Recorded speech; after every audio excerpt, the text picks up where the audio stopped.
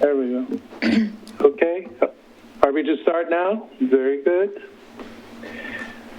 It is 6:01, and I call the City of Wilsonville Planning Commission for Wednesday, May 13th of 2020 to order. Please do a roll call. Chair Cameron Besma. I didn't hear that. Chair Cameron Mesbah. Here. Vice Chair Ron Heberlein. Here. Jerry Greenfield. Here. Phyllis Millen.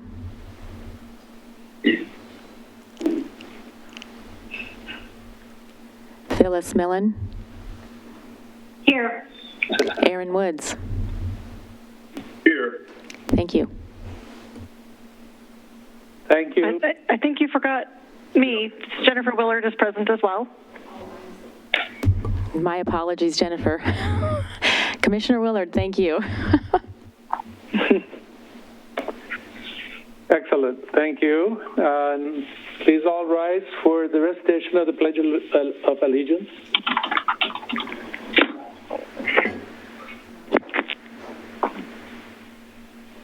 I pledge allegiance to the flag of the United States of America, to the republic for which it stands, one nation, under God, indivisible, with liberty and justice for all. That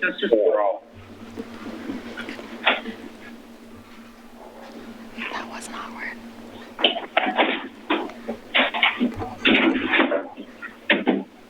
Thank you.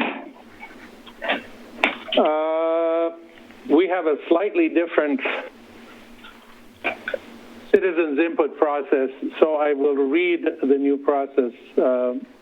This is the time that citizens have the opportunity to address the Planning Commission regarding any item that is not already scheduled for a formal public hearing tonight. Therefore, if any member of the audience, either here in the City Hall or via Zoom, would like to speak about any work session item or any other matter of concern, please raise your hand or send a message to the recorder using the Zoom chat function so that we may hear from you now.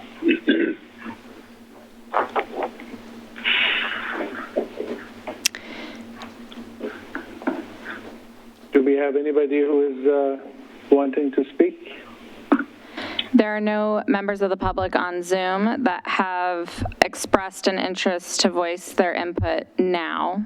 The folks on Zoom are wanting to express input on an item that is up for hearing. At this point, there is no one in the council chambers either. Thank you. So the next item on our agenda is administrative matters, consideration of the minutes of March 11, 2020, since we didn't have a meeting in April.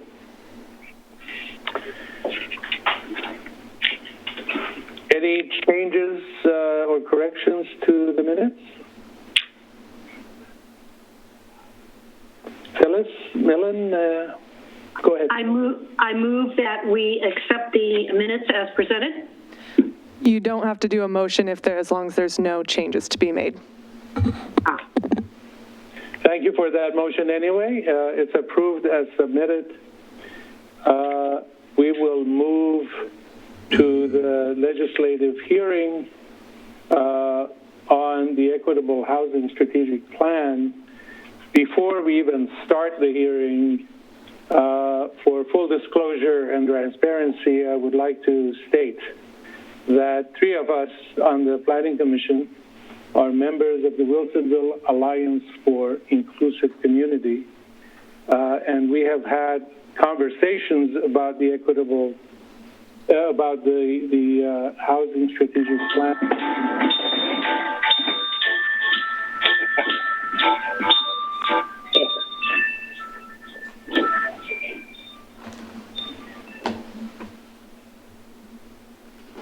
Okay.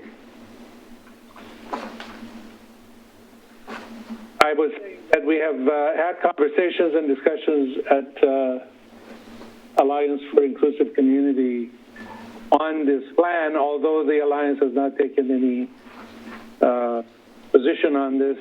It may, in the future, as the conversation goes on, I wanted to just disclose that. So we will move to the hearing. Are we starting with the presentation by Ms. Reibold, or do you want me to read the legislative hearing procedure now? Read the legislative procedure now. Okay. Matters before the Planning Commission involve legislative public hearings. These are somewhat different than the quasi-judicial hearings conducted by the city's Development Review Board. The Planning Commission would like to hear from anyone who has testimony to offer that is relevant to the issues before the Planning Commission. If you wish to testify tonight, you need to complete the testimony card. For those who are here in person, please complete a testimony card located at the side of the room and hand it to the recorder. For members of the public participating remotely with a Zoom meeting platform, digital comment cards are already filed with recorder, but we ask that you please indicate now or after the presentation a desire to testify by sending a message to the recorder at City Hall using the Zoom chat function. For those people joining the meeting by phone only, you will be unmuted after the staff presentation and ask one at a time if you wish to testify. Please note that testimony may also be submitted by email during the hearing by emailing the following email address: planning@ci.wilsonville.or.us. Then please confirm with the recorder through the Zoom chat option that you emailed your comments. Your email will then be read into the record. Remain in the meeting until the comments are received and read aloud. Written comments or testimony received after the public hearing has closed cannot be considered. Because your testimony gives you legal standing in the matter for which you are testifying, it is important that you provide your full name and address at the beginning of your comments, or if you prefer not to state your address aloud in the public forum, state that your address is as provided on the testimony card you submitted and make your statement. When your name is called to testify, if you're present in council chambers, please come forward to the podium and speak clearly into the microphone for the record. If you're participating in the meeting remotely using the Zoom phone or web platform, please wait to be unmuted by the recorder before stating your name and comments for the record. When you testify, please address your comments to the criteria that will be reviewed by the city staff at the start of the hearing. Some of the issues that come before the Planning Commission are fairly complicated. For that reason, we especially appreciate any specific recommendations or suggestions that you may have. We will ask you to avoid redundant testimony. If you agree with testimony that has already been given, just tell us that. If we have a large number of people interested in testifying, we may limit the time allotted to each member of the public to 3 minutes. At the end of your testimony, members of the Commission may have questions for you. Thank you for taking the time to participate in the hearing tonight and help us to deal with these issues. With that, I hand it to Ms. Batechel.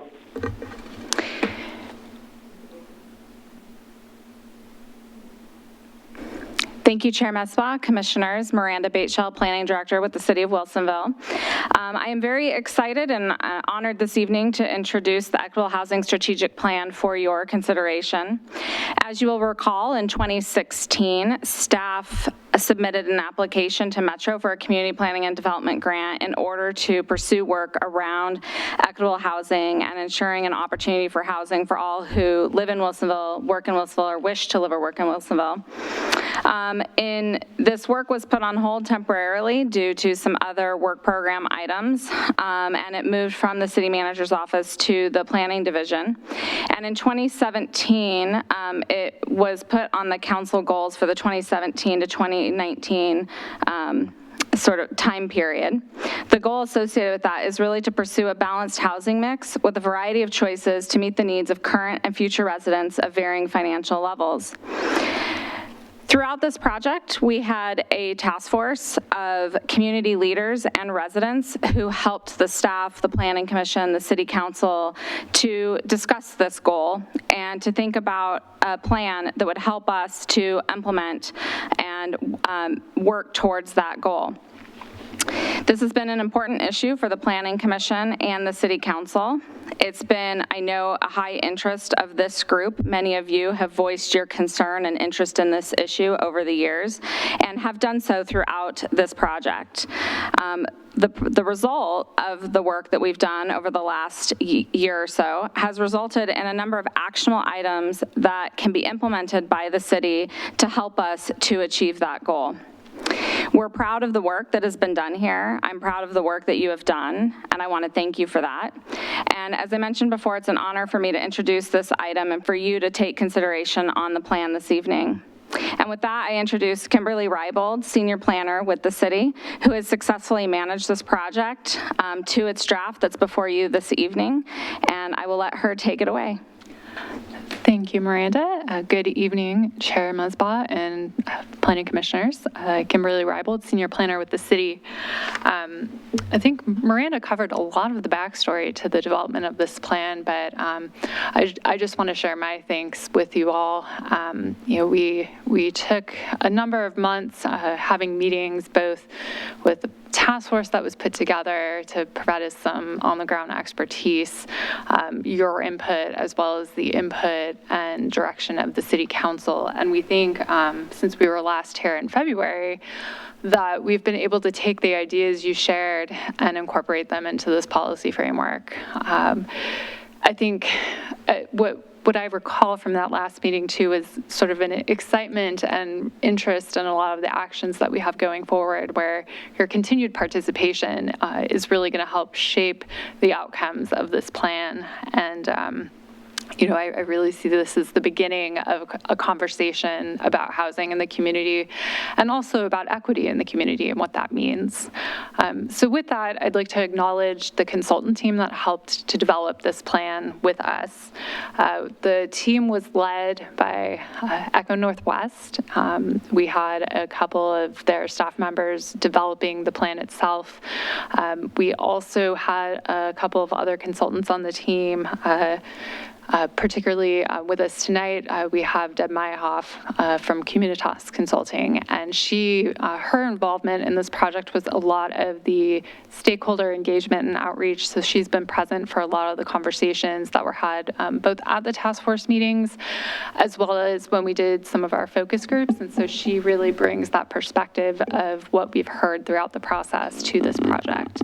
So with that, I'm going to turn it over to her to give you an overview of how we got from that broad council goal to the actions and policy framework that we have before us for your review.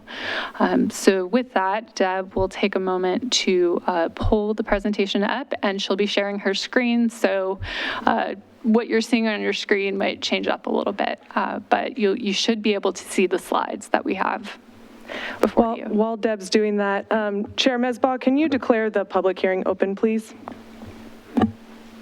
I thought I did that at the top of my comments. We're not sure if we got the public hearing open at 6:15. Thank you. Hi, good evening. I'm Deb Meyerhoff with Communitas. As Kim said, I'm part of the consultant team that worked on the Equitable Housing Strategic Plan. I just want to take a brief pause to confirm you all are seeing the slideshow fine and you can hear me okay. Can someone just let me know if either are a problem? Okay, great, thank you. So I'm going to provide a bit of an overview about the work we did, things we learned and heard, how we took that information and created a policy framework that is the strategic plan, and then some of the next steps for implementation in the plan. So first and foremost, so it's good to review how we're defining defining equitable housing for the purposes of developing this plan. And we used a definition that Metro has defined equitable housing, and we expanded on that. But equitable housing goes beyond simple affordability. It's more than that. It's ensuring all people have housing choices in Wilsonville that are diverse, high quality, physically accessible, reasonably priced. There's the affordability bit, and close to opportunity, services, and amenities. It also equitable housing represents a system that accounts for and recognizes the needs of households with lower incomes, communities of color who may have had experiences with a history of housing discrimination, and then also, of course, incorporates fair housing policies. So I don't need to go in too much. Miranda and Kim did a really nice job sort of setting the purpose of the project. The effort was launched last spring and really was set up to respond to community needs, especially around affordability, but also how to better achieve that definition of equitable housing for all people with a variety of needs. And then ultimately, as I mentioned, this is sort of pulled together a policy framework, not a detailed plan yet. Those will come. So how we went about our work, you probably remember hearing from my colleague Lorelei Gentinen at Echo Northwest at earlier work sessions about the market research that was done early on. And that was really done to dig into data and information to understand what the gaps and the needs are in Wilsonville's housing market today, but also looking about what a future population in our region and what Wilsonville might look like and what sort of housing needs there might be. So we took that market research and then we tested it with community engagement and sort of ground truth what the data was telling us, but also dug in a bit to find stories and things that data don't necessarily report out. And I'll tell you a little bit what we learned from that. We learned quite a lot. And then, of course, we worked with you. We worked with the council. We worked with the task force and others in the community to really think through what's the data telling us, what is the community saying is most needed, and what do they think about when they think about the future, and bringing forth those community priorities. And we went through a prioritization process with many ideas and actions, and sort of came upon some priorities with you all, and then developed this framework for action, the Equitable Housing Strategic Plan. So what did we learn, and how did we address it in the plan? Oops, wrong key. So some of the things we learned from research was just who lives in Wilsonville now, what are the housing costs like, who's likely to live here in the future, as I mentioned. We looked at current market as well as trends and future projections. And just a couple of highlights about the data that are somewhat interesting and feed into housing types that the Planning Commission would be particularly interested in. Almost a third of Wilsonville residents are aged 20 to 40, so fairly young and definitely in the heart of working age. But interestingly, there's also a greater share of people over 60 living in Wilsonville today, greater than the Portland region, that is. And then, of course, like the rest of the region, there are many Latinx families moving into the community and looking to find a home in Wilsonville. This chart that is here on the slide expresses sort of the housing cost burden by people who rent and people who own their homes. A majority of residents in Wilsonville rent their homes. They rent them in a variety of types of housing, including detached single family, that being the predominant one. And renters are pretty stressed, and I'm guessing with the COVID-19 impacts, they're a little more stressed than even this data from 2012, 2016. But you can see their costs, and by stress I mean burdened by the cost for housing. But it's also interesting to note that there's about a quarter, a little more than a quarter of homeowners that are also burdened by costs. Maybe they bought into Wilsonville long ago and could afford it at the time, but cost of keeping up a home has become a little out of reach. So we took that information and also started thinking about what are the future housing types that might be needed and looking at future projections for the housing market. No surprise, baby boomers aren't going anywhere. Millennials will be aging over the next 20 years, so they'll be 35 to 60 years old. Latinx families will become increasingly important group seeking housing. The important thing here is to note that all three groups will be seeking affordable housing options. But in the chart, you can sort of see our thought process about how they might have slightly different interests in size of unit for Wilsonville. And we do think that attached housing and multifamily housing will likely appeal to all three of these groups as well in the future. Primarily, they're less expensive to build and therefore rent or buy, and also easier to maintain. So what all this really means is there's a continued need for diversity of housing types well into the future is the projection.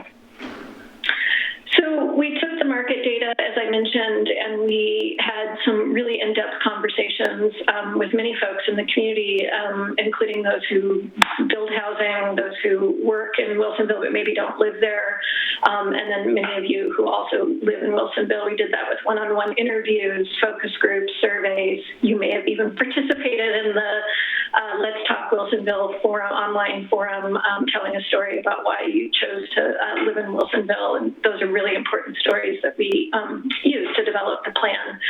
So a few insights that we learned from these community conversations that didn't necessarily come out in the data and the market research that we did.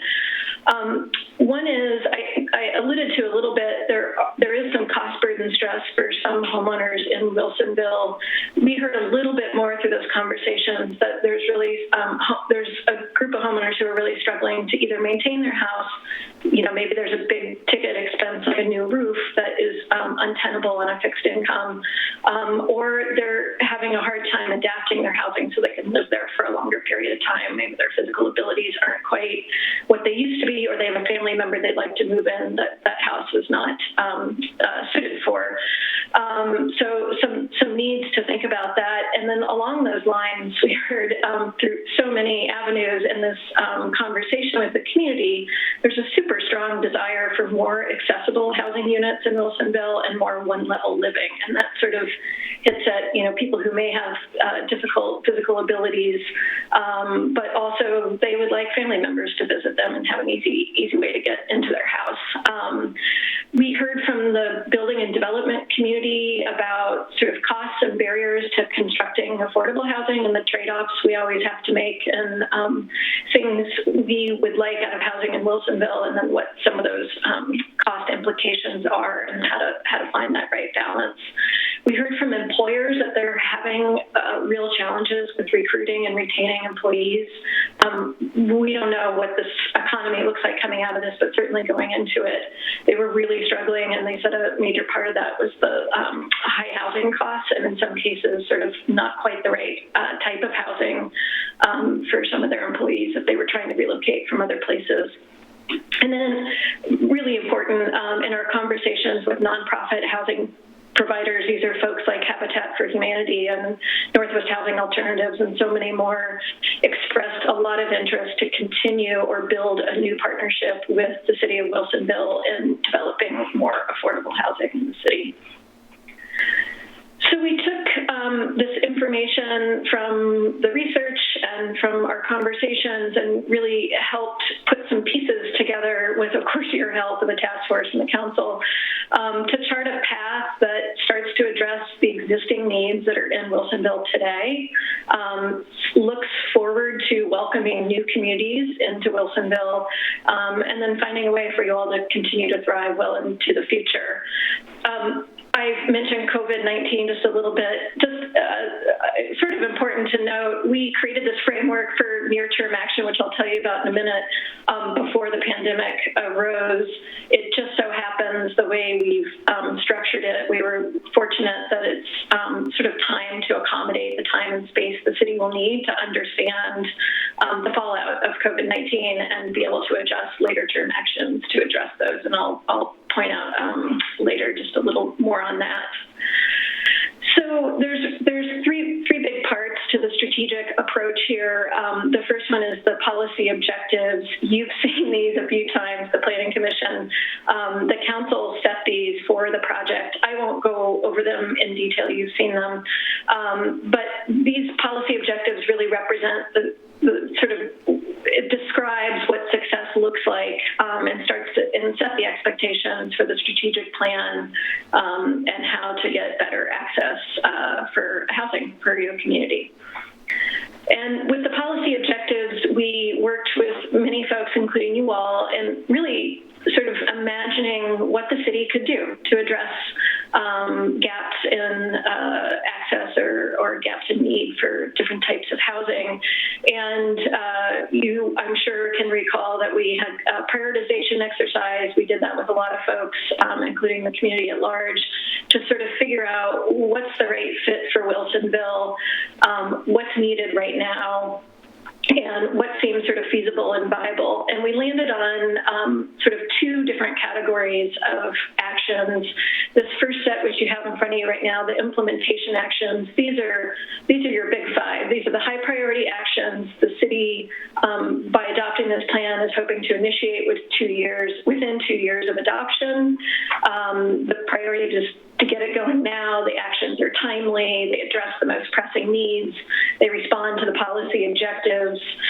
They appear to be the most feasible given the city's current resources and partnerships that they have. And then the second set of actions I'll cover in just a minute, but they need a little more work to figure out what's feasible or doable in Wilsonville. A note on these actions, we brought these to you at the work session in February. Lorelei came and talked to you about these. You had many good ideas and a really interesting discussion about how implementation might go for these, especially the first three, which are very much related to land use, your purview. We took that feedback and filled that out a bit more in the plan. So starting on page 18 of the plan is where all of these actions start. And each one of these actions has a full sort of worksheet description. So those ideas you had about implementation at your last work session got incorporated into this proposed plan now.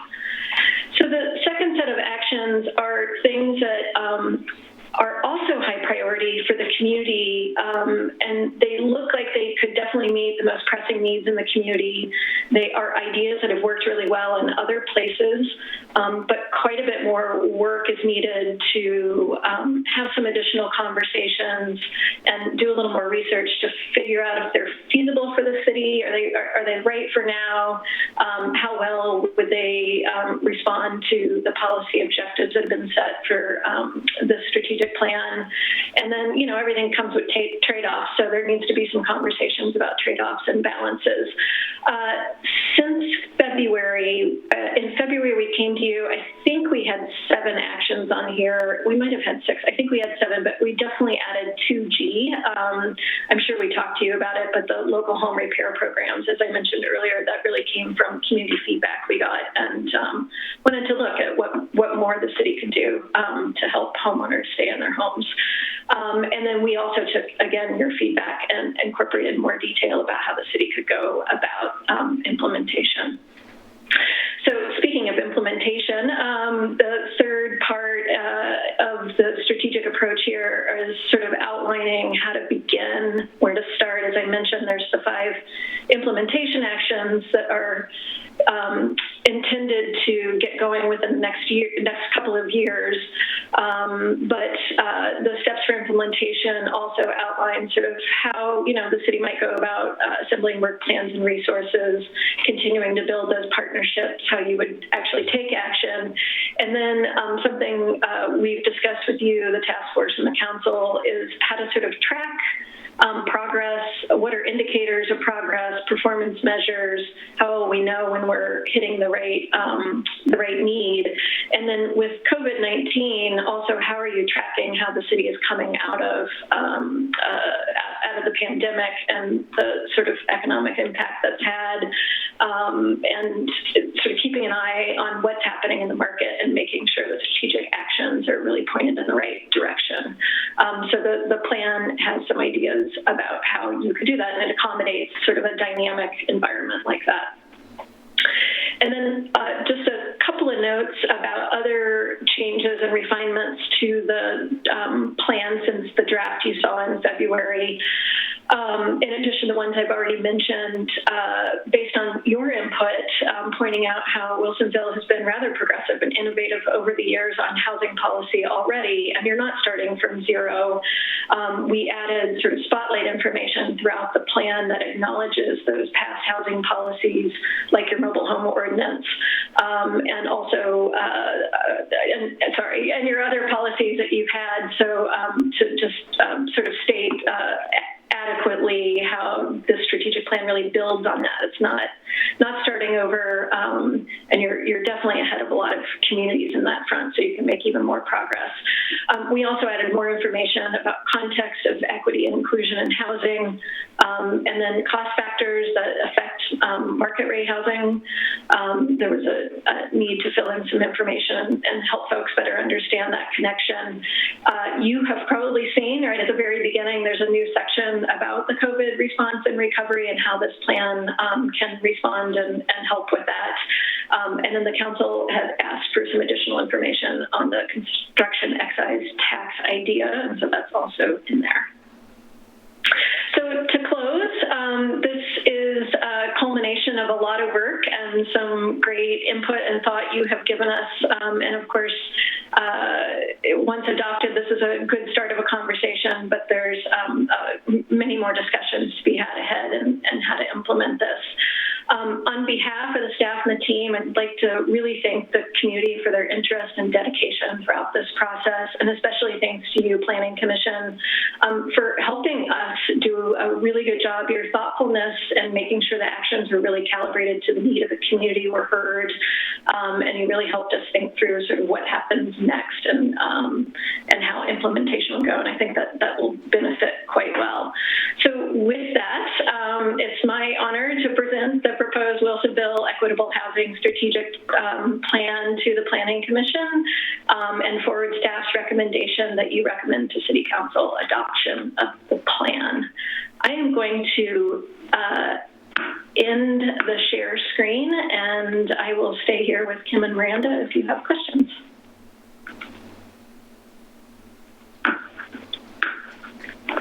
Thank you. Thank you very much, Ms. Meinhof. Do we have additional staff presentations? Deb covered it all, but we are happy to answer any questions between her and I that you might have. Thank you. Very good. Commissioners, any questions on the plan or on the presentation? I see Commissioner Everline shaking his head. Why don't you go first? You are muted. Thank you, Commissioner Mesbah. So first of all, thank you very much, Deb, for your presentation and all the hard work that you and staff have done to put this together. This is a great document. Spent a lot of time reading through it, making sure I understood everything that was in here, and it's really a testament to the work of your team and the staff of putting together another excellent document. Couple of questions that I have. We talked a lot at the February meeting around 1A and the implementation of a transit-oriented development. I'm still struggling with whether that is the most important thing that we should be doing here as part of this plan, or recommending as part of the plan. When I was reading through 2A, and the title is Secure Land for Development of Affordable Housing and Equitable Housing, but in it had an area in the summary on page 31 that I wondered if that was a more appropriate first step to take. And that was the summary talking about the city could consider developing a program to position its current land holdings for future development and to buy and hold land for future development opportunities. I was actually thinking of would it make sense to break those two up, and instead of focusing on the transit-oriented development, the first step would be taking an assessment of all the city-owned property and understanding and doing some work to determine whether or not there is property that makes more sense than the transit center area. There were a lot of concerns that we posed at the February meeting of the transit area not being a connected place as part of the city. The one thing it has going for it is that it's transit oriented. It's not near parks, it's not near services, it's transit. It's in the middle of an industrial area. So would it make more sense to, take a half a step back and look at what other inventory the city has and whether it makes sense to do that before we go down the path of assuming that the transit-oriented development is the right one to focus all of our efforts on? That's a good question. Back in April, we went back to the City Council for a work session because we were asking some questions, particularly with the first list, as to, we felt like these were 5 pretty big tasks. We wanted to really confirm that we had the right list.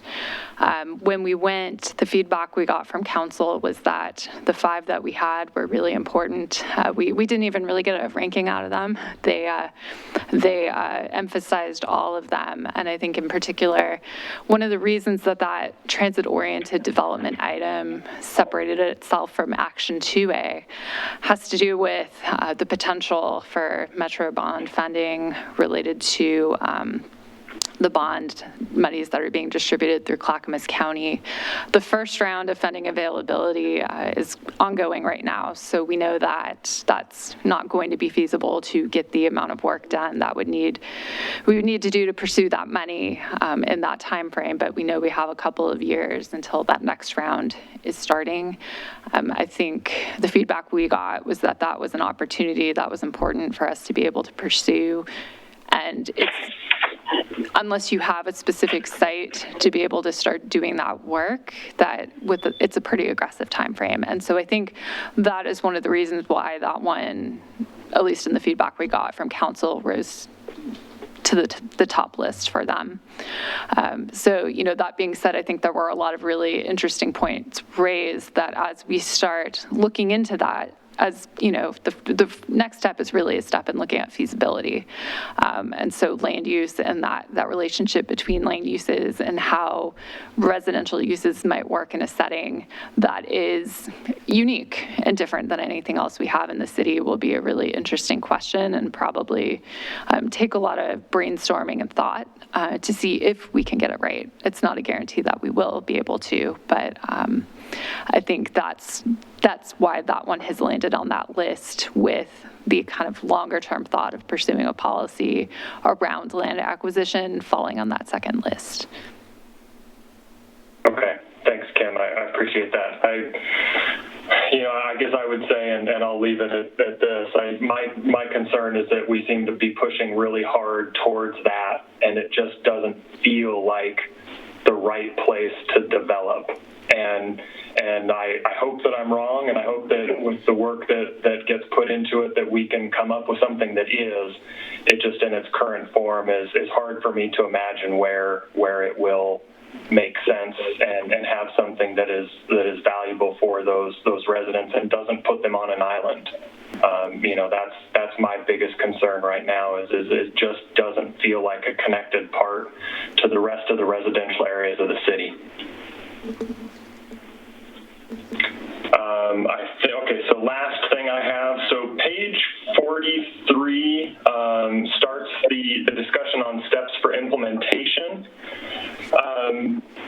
What I was recommending is that we develop indicators before developing and assigning work programs, and my thought process behind that was I struggle with the plan not having tangible goals, and without tangible goals, how do you identify which things should be worked first?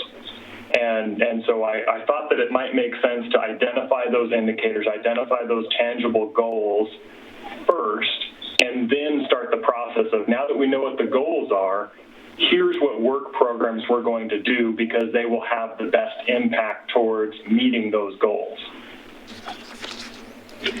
It's a good observation. I think this was another area that we got a lot of good feedback when we were here at the last work session. And when we went back to council, we went to them in March to talk about this very topic. And I think they struggled a bit to wrap their heads around identifying indicators at a time when we weren't understanding how the actions were going to quite work out and what they would achieve. Where we kind of landed when we went back in April was that as we start implementing the actions, we can take stock of potential indicators and refine them a little more based on data that's available as the actions are implemented and developed.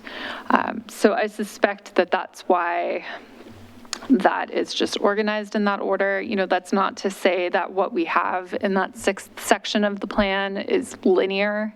I think it's arranged to be more of a collection of ideas, but I do understand that that kind of goal setting seems logical. It makes sense. Okay. Chair Mesbah, that's good for me for now. Okay. Any of the other commissioners have points to want to make? Commissioner Wood? Yes. First of all, I'd like to add a comment also, Kim, to you and your group. And reading all of the details of the plan, this is a really comprehensive plan, well thought out, a lot of detail for moving forward and in the steps. And when we look at these first 5 items here for implementation actions, and I want to jump back here to the transit-oriented development project. Those of us, and I'm sure all of us, have gone past that area many times, and it does seem like it's somewhat segmented and separated from the rest of the city. However, I wonder, as we move ahead here with the development of the city and all of the things that we're looking at in planning, that I can see why this area probably rose to the top of the listing. When you look at the benefits there, of course, the transit piece, which is probably one of the primary pieces.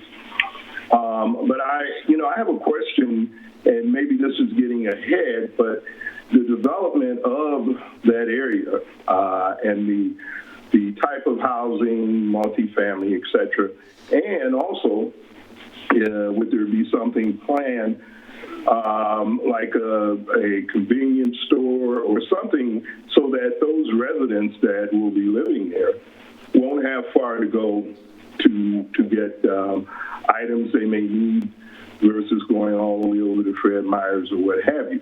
But when we're looking at the key item here of affordable housing and what would be planned for this facility, I'm not sure if we've looked that far ahead, but I would assume it would include all of the, or some of the things that you have mentioned. It certainly can't include all of them, but along the lines of affordable housing and the ability for individuals to, of course, have housing that they want and like.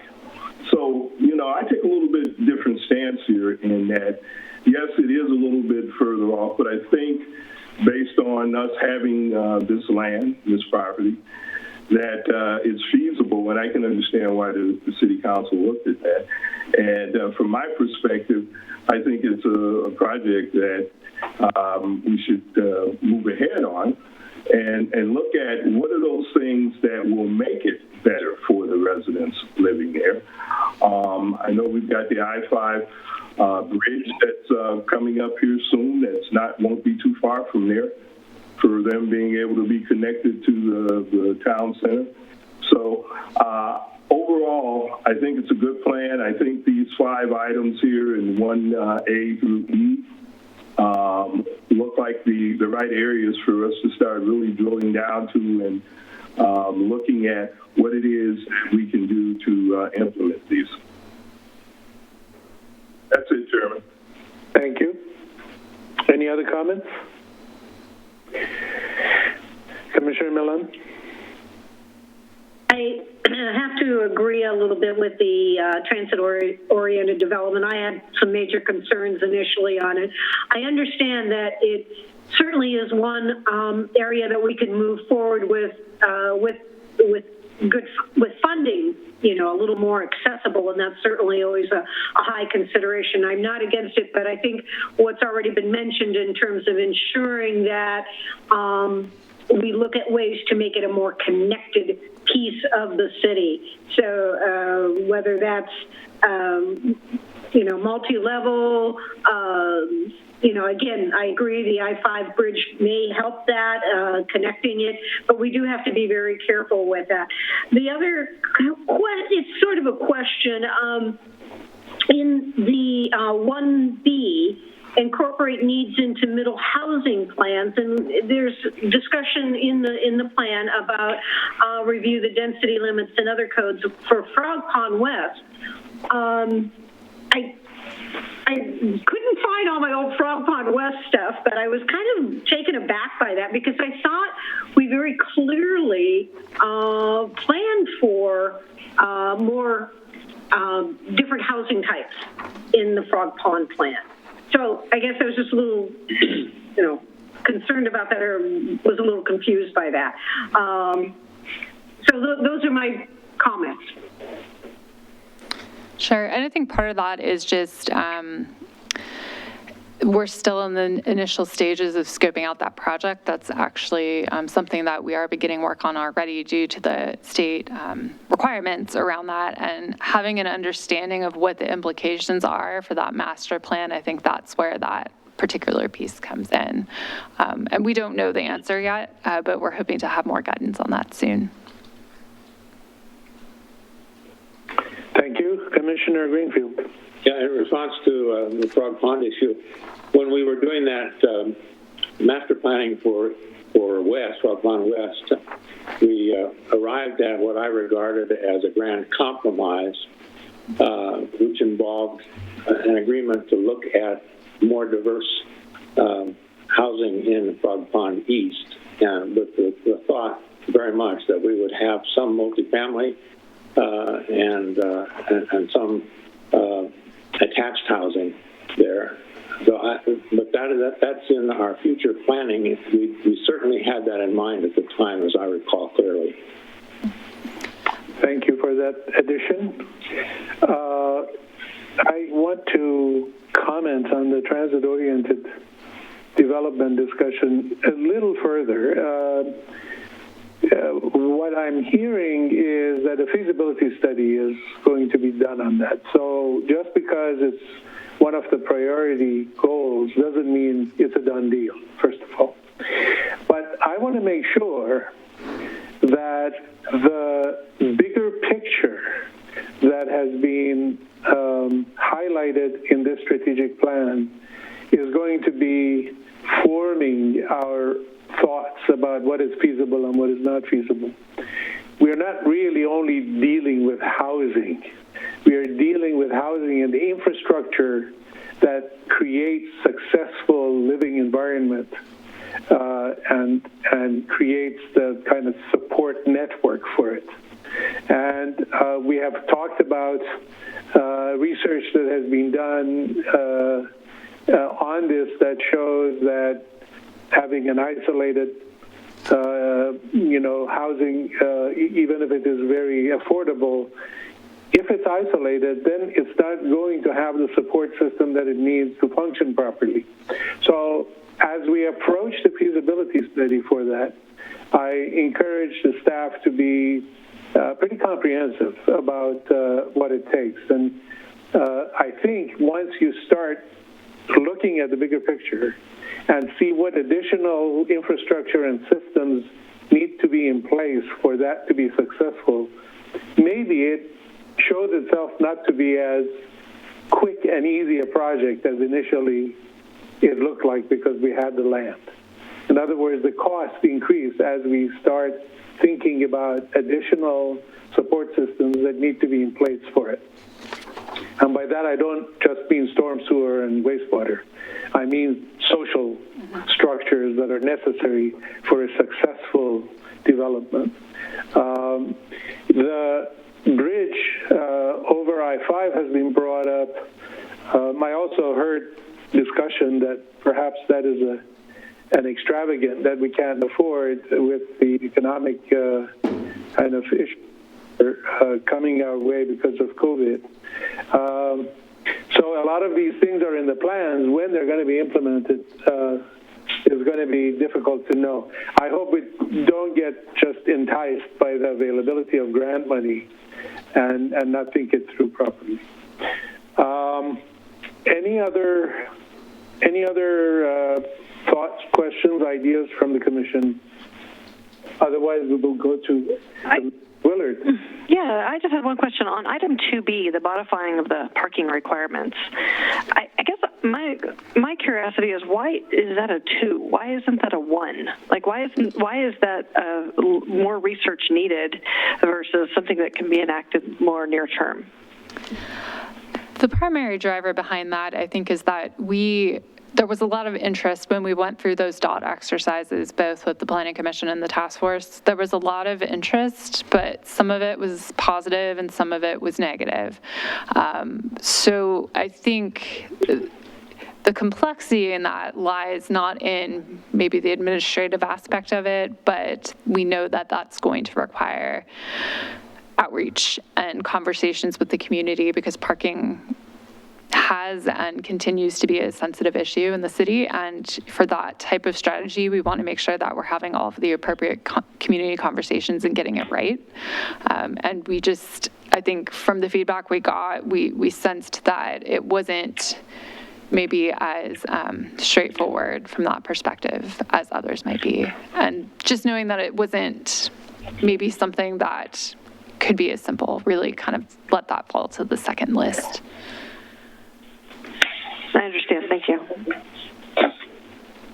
In one of the discussions on that, we also touched on the fact that it depends on the type of housing.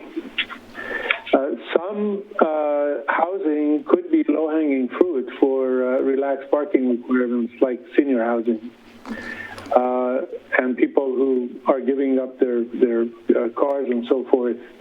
However, the flip side of that coin is it better be forever. In other words, you can't start with senior housing and then the facility 20 years down the line turns into just apartments, because then you're painting yourself in a corner, and that's going to be difficult.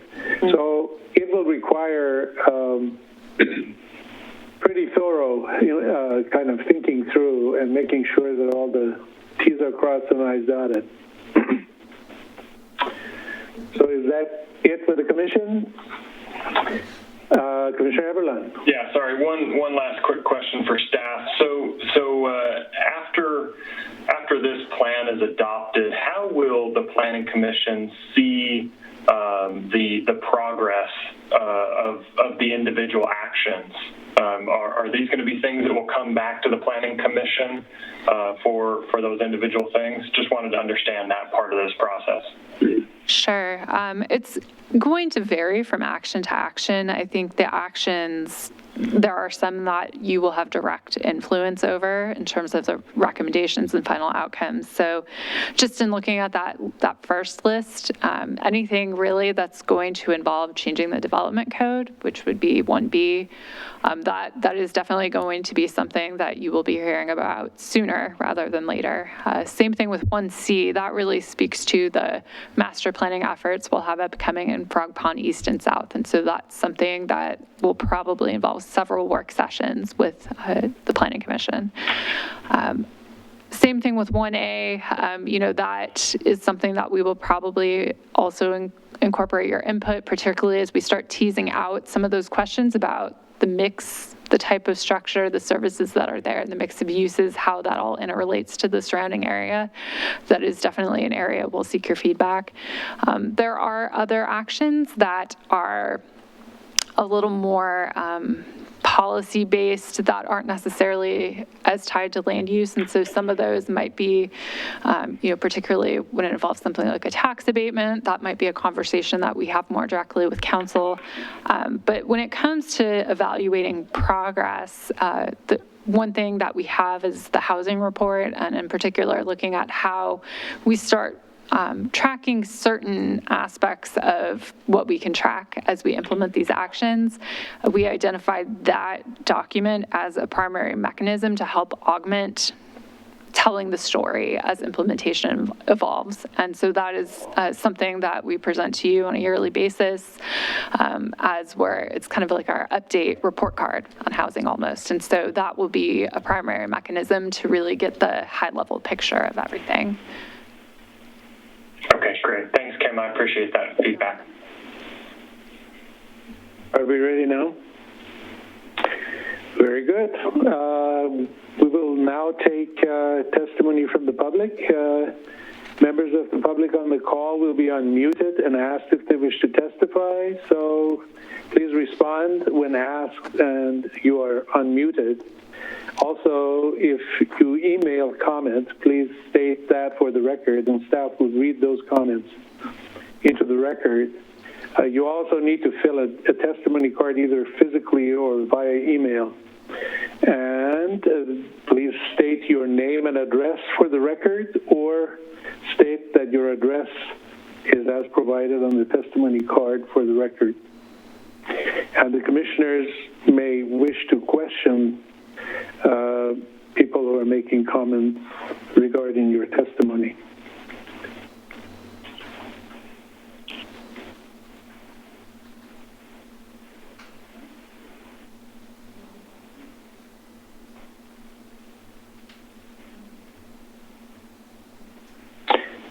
Chair Musbaugh, do you have a list of the names of those individuals who... Excuse me, I was not on the speaker. Chair Musbaugh, do you have a list of the individuals who are wishing to testify via the Zoom software? I'm not seeing a list. I believe that the recorder may have provided in the chat function 2 names. And if so, if you can see that, you can call the first name. We will unmute that individual and they can testify.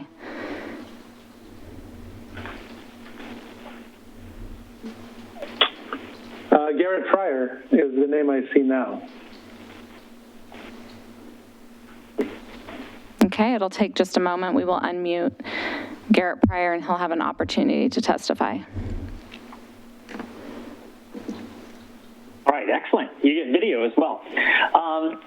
Good evening, Planning Commission. My name is Garrett Pryor. I just want to first out and say, second your comments. There's been excellent work by staff. And really, I've seen in following this project over the last 6 months or so, the community feedback has very much influenced every step of this plan along the way. And I just want to thank the city for working with that. In my kind of coverage of this and learning about the city of Wilsonville, I've talked to around 30 people and written 6 articles on kind of investigating this and learning about the plan. One of my major passion areas is the equity lens that we apply to this. And like Deb Myhoff was talking about, that's not just to look at income, but it's also at the historic structural inequality that we have here in America, but then also how it plays out in Wilsonville. So I'm very much pleased to see the specificity around equity increased in this latest draft. Want to call, we saw throughout the process policy objective number 7 was added, which I'm very much in favor of. On page 21 of 153, though, this is where I think there can be some slight amendments to the plan that can make it even better. It says, while not the emphasis of the housing plan, these issues are a strong place for a more comprehensive approach to an equitable future. And it's talking about the equity spotlight piece of it. And so where I would say, what I would implore kind of the commission here to recommend to council is to get specific with equity now instead of waiting for there to be this larger goal that's identified later. I think some of the housing research and work that you've done has really brought us to that. So I would make this recommendation on page 22 of 153 of your packet, where it's listing out the policy objectives for this plan. You can either amend policy objective number 7 or 1, 5, 3, and 6, and really it calls the following groups out, and this is kind of where we should make equity our specific. So for number 1, for people of color and their need for affordable multi-generational housing. For policy objective number 5, I would add especially for single-parent homes and their connection to jobs, transit, and resources. For policy objective number 3, I would clarify again that is especially home ownership for low or fixed income individuals and families. And then for policy objective number 6, I would add especially for people in need of emergency, transitional, or supportive housing. And I think with those directives at the policy level, the answers that we get to that, whether it's more government, less government, all that can be involved. But I think if you can make that directive from the beginning, from the start, the whole structure of the project will be much more well-informed, and we can reach the groups that we need to. So I thank you for this opportunity and for the work that you've done on this. I recommend we approve it just with those amendments. So thank you.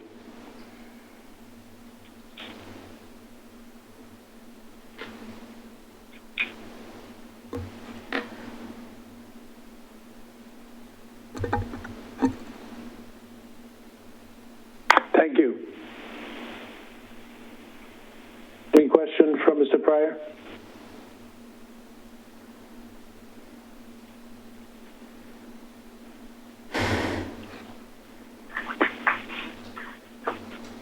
I would like to hear a little more about the emergency and transition support type of housing that he made that would be added to, I think it's number 6, 2-6.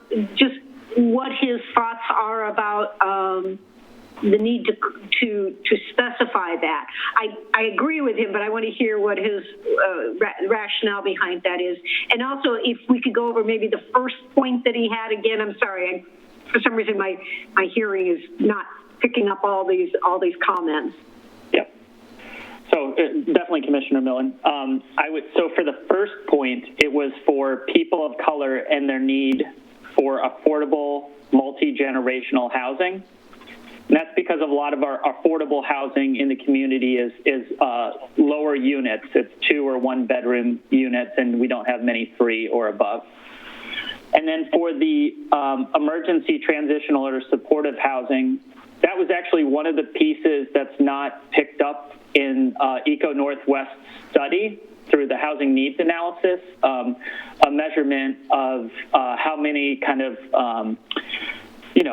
beds we would need, basically. But from just a quick look at the numbers, there are only 8 beds for people experiencing homelessness in all of Clackamas County. And in our school system today, there are 44 students today experiencing homelessness in Westland Wilsonville schools. And so I don't think we need to meet that entire need in Wilsonville, but if we had a minimum number of emergency beds, and then if we continued on our past record of providing either transitional housing or medical supportive housing like we have here in Villebois, I think that's something, if we get that in the policy level, we'll start to see more actions like that throughout the city. Thank you. Thank you. Thank you. Any other questions from Mr. Pryor? I'm not seeing anybody raising hands. We go to the next testimony by Rebecca Small. Hi, am I off mute? You are. Okay, great. Good evening, everyone. My name is Rebecca Small. I am a regional planner with Metro, address 600 North Northeast Grand Avenue in Portland, Oregon. And for those of you whom I have not yet met, and I'm sorry that I won't be able to meet you in person anytime soon, it is my honor to serve as your liaison to the regional government. So, among other things, it's my responsibility to ensure that your city staff are in the know about any grant opportunities that can help support Wilsonville's work. And when Wilsonville wins one of these grants, I get the pleasure of working with city staff and their consultants on the scoping, administration, and oversight of the project, as was the case with this one. So tonight I want to briefly share some thoughts from this perspective. Metro initiated the Planning and Development Grant Program with the aim of providing more housing choices throughout the region. We define that as quality, diverse, physically accessible, affordable housing choices with access to opportunities, services, and amenities. And we hope that cities would seek ways to integrate more missing middle housing for mid-income residents, to seek ways to add more regulated affordable housing, and also to use the planning process as a way to engage the community, particularly people of color, renters, and low-income people in the decisions that would affect where and how they live. I think you can see in the variety of action items that have been proposed, this plan addresses Metro's objectives, and we're very excited about the outcome of this grant investment.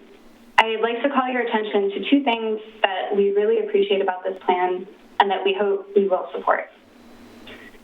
Through this plan, we see Wilsonville signaling that it is ready, willing, and actively inviting opportunities to create new regulated affordable housing to serve its residents.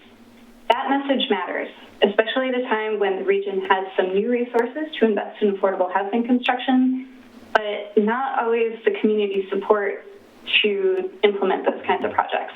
So Metro is excited that Wilsonville is a partner in this, and we will be keeping our eye out for opportunities to partner with you.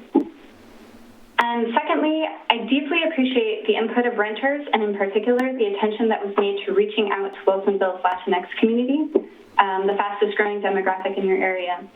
As noted earlier, the work on this project commenced some years after the grant was initially awarded, and as we began, it became clear that the grant amount that was awarded in 2017 was not going to be sufficient to get significant, meaningful input from these two groups. So recognizing this, your city staff applied for and were awarded a technical assistance grant from Metro to augment the originally planned outreach work so they could be sure to get direct input from renters and the Latinx populations of your city. Your staff and the consultant team made considerable extra work for themselves and procured new resources so that they could be sure that this plan was directly informed by the people who would be most affected. I want the Planning Commission to note that this plan laid the groundwork for more than housing through that work. It has started to build meaningful bridges between the city and some of the vulnerable communities that it serves. So let's keep looking for opportunities to engage those populations as the city hopefully moves forward in implementing this plan.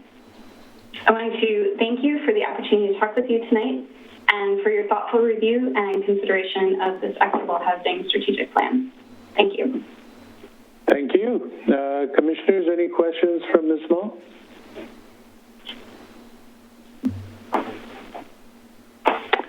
I'm not seeing anybody raising hands. We have all received emails and so forth, comments. I'm sure you have seen those. The emails go into record by staff from those who submitted those. So I think that is, we can now close the public hearing since we don't have any other. Excuse me, Chair Mesbah. This is Paula, the transcriptionist. I just have a question sorry. I just have a question for the Assistant City Attorney. Did we have to note the updated attachment 2 that we was at the dais? It was updated today, 5/13/2020 with... Yeah, that'd probably be good to note that. Okay. I think it was earlier. Commissioner Mesbah, if you want to note, I believe it was sent by Ms. Bergeron today to you. So it... Is that the solution? What was sent today? I think we're talking about the attachment 2, which is the updated Planning Commission record index and the also the related additional public comment that was received, and I believe it was emailed. I think it replaces page 153, if I'm understanding this correctly. Correct. So attachment 2 to the staff report was the public record index. That attachment has been updated as of today with all of the input that was received from the public through submitted email comments. So you have received an updated attachment 2 indicating the additional comments that were received. Yes. And those will automatically be part of the record, correct? Correct. Very good. So are we ready to close the public hearing? Yes. At 7:10, the public hearing is closed. Now we have discussion amongst the commissioners on the plan, and so that we can get to the resolution. Who wants to start the conversation?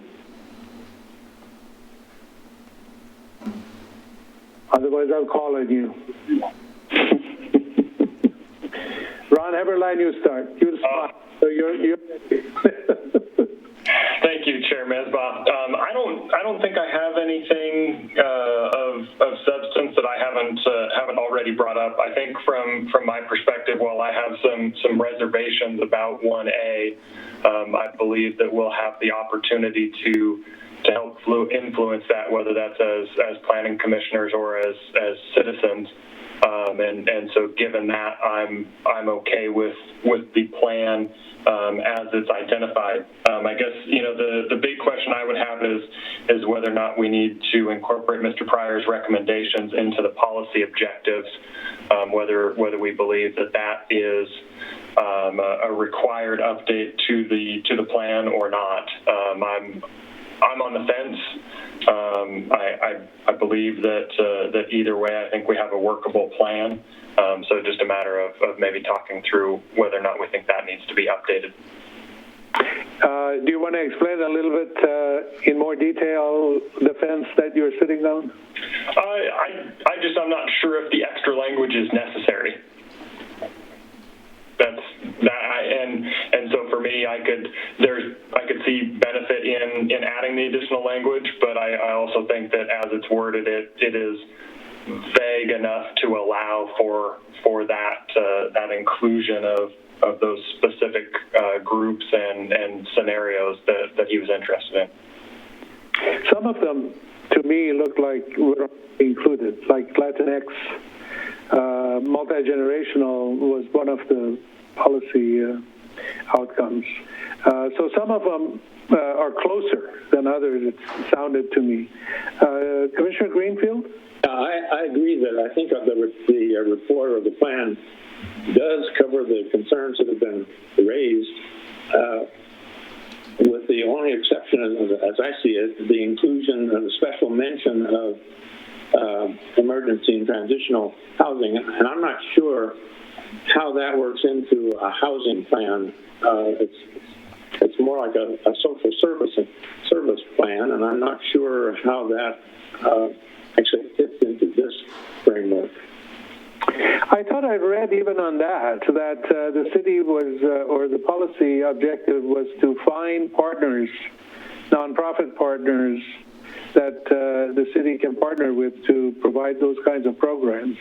But it may have been in the attachment or the appendix instead of the plan. I'm not remembering it clearly now. That seems like a good place to fit, but that's not in the same order as the other kinds of housing provisions that we're talking about. Yeah, it was in the second list, if I remember correctly. Commissioner Woods, any thoughts? Yeah, I think that the plan as it's presented is pretty comprehensive from my standpoint. It covers a lot of the bases that from the February meeting, that things that have been brought up, and also input from our citizens in this area as well. I think the information that was provided by Mr. Vigaris, has to do with some granularity that, individuals that may not be really familiar with this area, that may add some clarity to them reviewing this, but I'm not sure if it really adds materially to what it is that is trying to be explained there. So, I'm okay if it's put in. I don't have a problem with that. If we decide that we are not going to recommend that it be put in, then I'm okay with that as well, because I believe as we go along here, things like that are granular, that we'll be able to bring forward, and certainly with the groups that will be touched on as we go forward here for additional input, I'm sure that something like that will come up. The transitional piece, that's an interesting one, because when you look at it, yeah, social services, but like you said, Chairman Mespah, I believe I saw that, and I don't know if it was in the study that was done last year or not, but I believe I saw something that kind of touched on that. So even though it's not in the exact plan, there is some thought there, and I think additionally, as we move forward in this, I think that could come up again. But once again, if we don't put it in, from my standpoint, I'm okay with that, because I believe at some juncture down the road that will come up. Very good. Commissioner Milan? Well, I'm kind of leaning towards having the language a little more specific in it, that if there's one thing that I'm finding a little bit not as comfortable as I'd like to be with this is specificity. And I know that Commissioner Heavlin talked about, milestones or objectives that could be tracked. And I guess that's why having some of these things more clearly inserted ensures they don't get lost, because, as this plan goes on and it rolls through the future, and as we know, there may be some kind of economic uncertainty in the future, possibly, who knows, that not losing some of these very specific things might help this plan. That's my feeling on it. So I'm looking to add some of the language that was mentioned by Mr. Pryor. Thank you. Commissioner Willard? Yeah, I agree with Commissioner Millen. I did not receive over email any of the specific recommendations that the citizen, Mr. Pryor, recommended, but hearing them now, in his testimony, really spoke to me. I really do think that putting those specific measures will make sure that the plan stays true to its goals by anchoring it a little bit. And so I am in favor of adding the language, although I don't have it expressly before me to know if the specific language is appropriate, but in general, I do agree with adding the language. I can read the specific language for you, but before I do that, in kind of underscoring what Commissioner Willard and Commissioner Millen have said, an email came in support of the plan and in support of adding language by Reverend Allard, Meridian United Church of Christ, pastor. And she, in her email, I thought, underscored in an interesting way that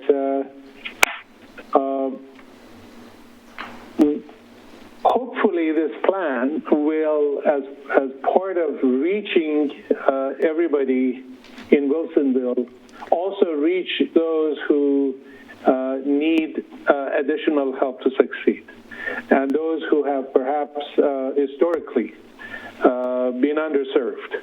So that element, I think, could potentially lost in a comprehensive plan like this if somehow we don't elevate it a little bit.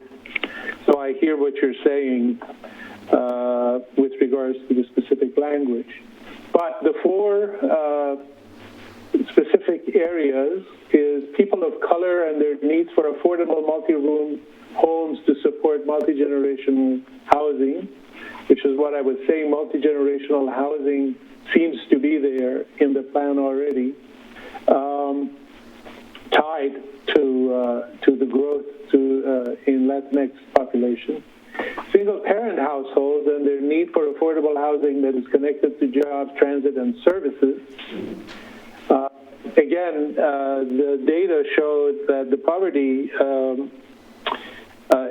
or the level of unaffordability was particularly high with the single-parent families. So I think that is in the data, if not specifically as one of the goals, and highlighted. And number three is lower fixed income individuals and families and their need for home ownership be highlighted. And number four is people in need of emergency transitional or supportive housing receive that kind of a service. So those are the four specifics that have been mentioned. But yes, and I see that, but he mentioned in his testimony adding specific language to recommendation 1B and the 2C, and he was much more specific in his testimony. That I don't have in front of me. Okay. So to clarify, what I heard from the testimony was a recommendation to modify the policy objectives in the plan. So that would be on page 22 of 153. Yes, exactly. And so the policy objectives, that's that initial framework that we started out the planning with, and that went through the task force and planning commission and city council. So the council, the reason I bring this up is that the council finalized these in a way back in August. So if we do amend those right now to incorporate these ideas, we're essentially amending the council's finalized policy objectives. So I think we could take a look at how that affects the rest of the action framework, because the relationship between the actions and the policy objectives is really that the actions are helping to implement those objectives. So we can take a look, but his specific edits were within the policy objectives themselves. And I believe it was 1, 2, 4, and 6, I think, or 5 and 6? 1, 3, 5, and 6. 1, 3, 5, 6, okay. Okay. We can't really do that with the policy objectives because that's a council issue and it's a done deal. What we could do, perhaps, is to add language in the goals and objectives farther down in the plan, strategic plan itself, that adds a little bit more specificity. Yeah, I think, because we do have a discussion, looking around for my pages here, we do have the section up front that talks about the equity framework. It's, let's see, how the plan can advance housing equity. And in my reading of the comments that were submitted, I think that's really what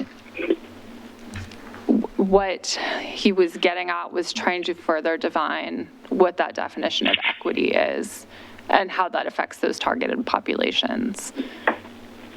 So I think, looking at the policy objectives, that's one way to state it. I do think that, that's something that's kind of carried through the project at being these really high level objectives, but I do agree that there could be some places in here to incorporate those ideas if we wanted to draw out that specificity. So I think what I'm hearing... Nothing jumped out at you. Sorry, I think what I'm hearing from Kim is that the location in your packet would be around page 2 or 3 of the plan, or that's page 12 of 153, where it's talking about how this plan can advance housing equity. And some of those same themes that were in Mr. Pryor's comments show up in this sidebar of the ripple effects of affordable housing. So that I think we just offer that as one consideration as you are deliberating this issue. So, Miranda, you're not suggesting adding more granularity, as Commissioner Woods mentioned, to a paragraph here or something? I'm trying to see what staff feels is a good place for adding any specificity, or if you feel it's necessary. It's a tricky concept, because I think what his comments really speak to is this larger topic that we heard throughout the project and some of our outreach, is that we're developing, it's a housing framework, but the word equity is in it, and it's equitable housing, and what does that mean? And we've defined that, but it really has brought to the forefront this larger conversation about equity and how the city defines that. And so I think what I'm hearing is a desire to define equity for the purposes of this plan in these specific terms. And so I think, that's really the decision before you is, we have language in the broader council goal, that this notion of equity hasn't been defined. We've acknowledged that in the plan. We included as one of the appendices, the public input, stakeholder outreach appendix. We tried to memorialize a lot of the ideas we heard, because we heard some really good ideas, and think that we don't want to lose those. So I think we could, I think we could go either way. I do think that it would be interesting as well, thinking about council and what you want to recommend to council in terms of how to frame this definition of equity, because it is, I think, larger than the plan itself. But, it's tricky, because I feel like you can't even necessarily tie it to one policy or one particular action, because really, that policy objective 7 is, let's think about all these actions through that lens. And that lens means all of those groups that have, historically been underprivileged or underserved. And, it's not even tied to one or two specific actions, because we really should be thinking about that in the context of all of the actions. So I struggle a little bit on the fly with that, to think of where the best place is. So I think if you have any recommendations you would offer, that would certainly help. Okay. Commissioner Greenfield? Yeah, I would love to see the city adopt some kind of formal statement, sort of a manifesto, affirming equity and inclusion for the city of Wilsonville. I don't think that this is necessarily even the best place to do that. It ought to be reflected here, and I think it is. But I'd love to see the city adopt a formal public statement to that effect. Don't they have one already on inclusion? I think we did a couple years ago, actually. The city did adopt a resolution for inclusion. Okay. As Will was saying, that Wilsonville is an inclusive community. So you're proposing one on equity, is what you're saying? Well, equity and inclusion, they go together. Okay. Commissioners Millen and Willard, you've been listening. You had stronger feelings than others on this. Why don't you get in the fray here?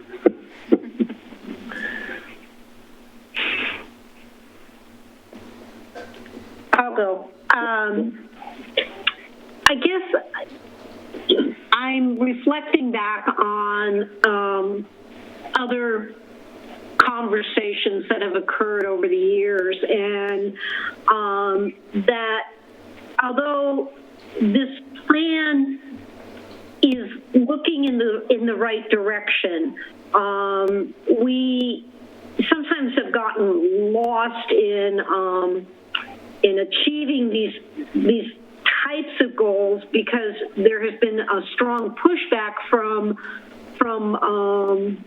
other sectors who said, no, we don't really want to do this.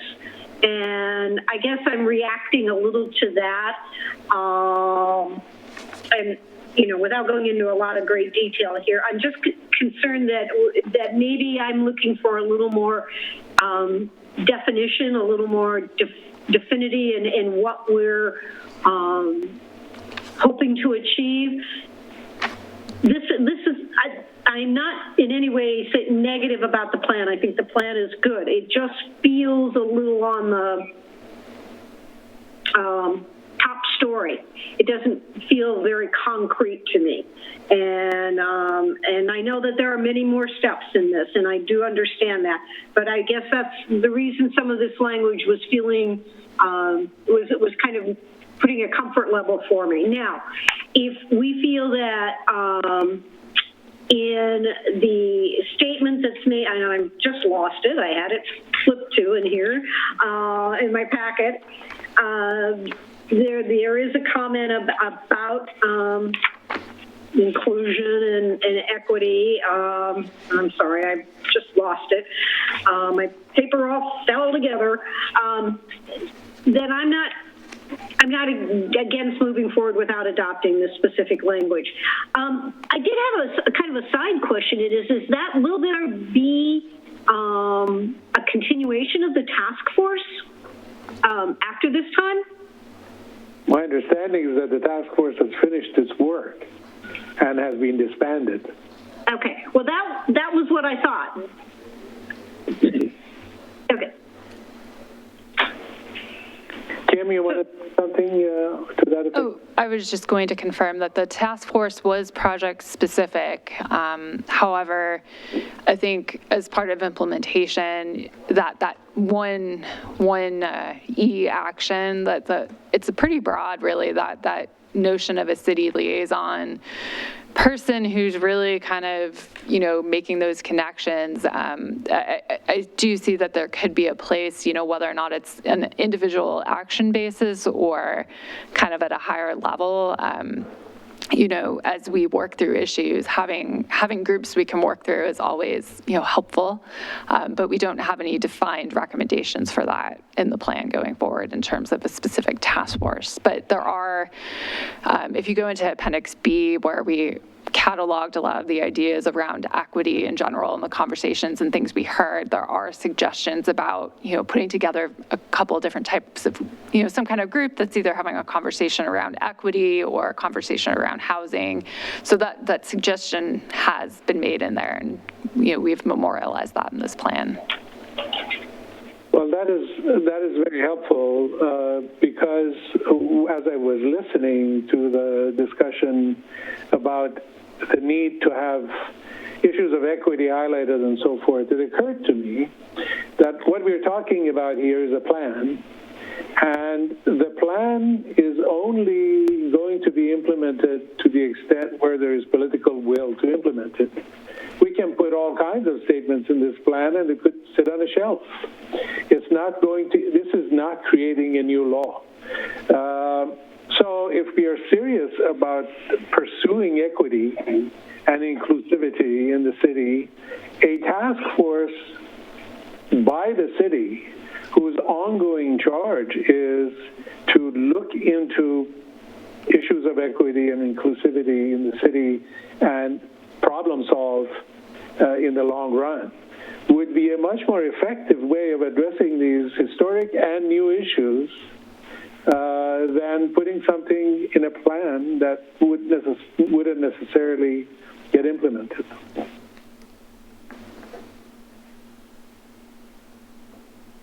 Commissioner Woods and then Commissioner Millen.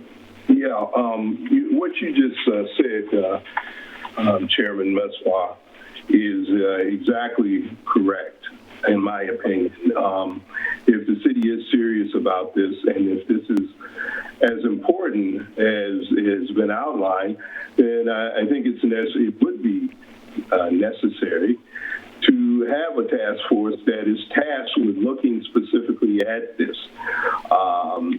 It's something that, yes, it's in the plan, it's been talked about, but really wrapping our arms around this, the city, with some kind of group like this that, gets down to the granularity of the needs, issues, concerns, etc. I think that's a good suggestion, and one that we should make a recommendation to the city that be done. Were you thinking as part of this resolution or a separate recommendation, Commissioner? I don't like to match things up, and we're talking about affordable housing here. It's important, but I think in my thought, that would be separate from this. Okay, thank you. Commissioner Millen and then Commissioner Greenfield. Okay, well, I guess my comfort level would be increased if I felt that there was an ongoing task force citizen involvement. I appreciate the city liaison component that's back further in the plan, but I guess I'm not necessarily going to say that we have to put this language in here, but if there was a more citizen involvement type of approach to this, then I would feel better that these issues would stay in there, that they would stay emphasized. And what I'm looking at is that not recommending this plan to City Council, but making an additional recommendation, that there would be some type of ongoing citizen task force, whatever name we would like to, would be appropriate for it. And that would take care of my concerns that these elements would not be lost, and also would give me a little more comfort with the transit-oriented thing. Now, I know the city does a wonderful job, and this is in terms of reaching out to the citizens. But I think when you have a steering committee, a task force, there's a little more emphasis on ensuring that that some of these nuances don't get lost. And so that would be, I guess I'm backing away a little bit about adding some of the ideas of Mr. Pryor in here in terms of language in here, because this is a little more at the high level. It's not at the down to the objectives and kind of level. But maybe if there was some consensus on the commission's part that there would be a recommendation, maybe to City Council. I'm not sure it would not be part of approving or disapproving this plan. That's my thoughts at this time. You're talking about a separate recommendation, in other words? Yes. Thank you. Commissioner Greenfield. I'm with Commissioner Millen on this. I think the idea of an ongoing group, I would think it could be on the level of a standing committee. It should not be a short-term task force, but a standing committee with the ability to follow through on a year-to-year basis to monitor and make recommendations, identify needs, and so forth to advise City Council. Whether that's a commission, a committee, a steering group, whatever the name, however that's conceived. But this sort of an organization with that purview, I think, is very much called for, and we could do it as a separate recommendation to City Council, a side recommendation to this. Thank you. Commissioner Willard. Yes, I think that really gets to the heart of what we need to give this some teeth and some emphasis and addresses the citizens' concerns, and while doesn't stall this really good plan that really does a good job of meeting the policy objectives as stated. Thank you. Commissioner Heberlein. You're good with all of what you're hearing? Fantastic. Yep. Okay, so what seems to have become a consensus is we recommend or approve the resolution as submitted and recommend the strategic plan to the council, and then as a separate recommendation, recommend this standing committee or commission or group that I think Ms. Reibold was talking about, that the staff had in mind, perhaps, that task force would become something like this on equity or something, or am I putting words in your mouth, Kim? I heard equity in what you responded. Sure, yes. I'm actually, so I don't mince words. I'm heading over to that appendix right now that I referred to, Appendix B. There's too many appendices in here. Okay, yes. Okay, so this is starting on page 117 of your packet. That's the second page to Appendix B. We got a summary of input on equitable housing. So that was housing specific. But then the next page, page 118, is a summary of input on broader social equity themes, because we heard a lot. So let's see. Under general social equity ideas that we heard, the fifth one is consider chartering a human rights commission or similar organization that would encourage diversity, inclusivity, and celebration of Wilsonville's many cultures. Now, I mean, that's just language that, that just captures a thought that we heard somewhere out there. I wouldn't even be able to tell you where exactly that came from without looking back through my files. But I think you're looking at something of that nature. I know that there are other cities locally that have commissions or committees of this nature, and I don't know, Deb, if you know off the top of your head, if you can speak to any. City of Beaverton has a diversity, I believe it's a commission. I'm sorry, I don't know that right off the top of my head. That's, a commission, at least in the City of Beaverton, sort of holds a higher standing with council, and they have a greater charge. They're not just advisory, they have a greater charge than that. They might be a good one to look at with sort of similar structure to Wilsonville anyway. Okay, Commissioner Greenfield? I strongly would favor including the word inclusion, equity and inclusion. They're not quite the same thing. Thank you for that. Okay, so we have a couple of things here. The first one is to adopt the resolution on this plan, and then we can see if we want to get to this secondary recommendation on equity, and we'll have a different motion on that. So who wants to make a motion for the adoption of the resolution? I see Commissioner Everline's hand up. Yeah. You want to do that? Sure. Yeah, I move to approve resolution LP 20-0002 as it is written. Very good. Second? I can second it. Commissioner Greenfield seconds it. Any discussion?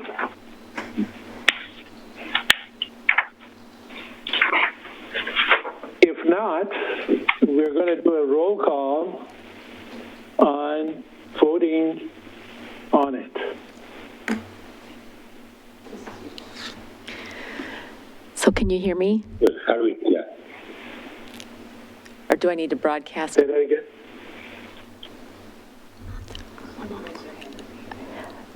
Can you raise your hand if you hear me? I can't hear. It's very difficult to hear you. Try this. Yes. Speak louder. Do you want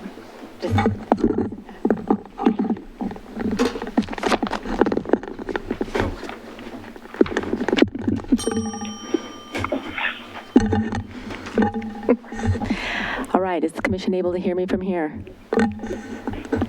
You just have a sound. Still, Can the commission hear me? All right, how about I use my coaching voice?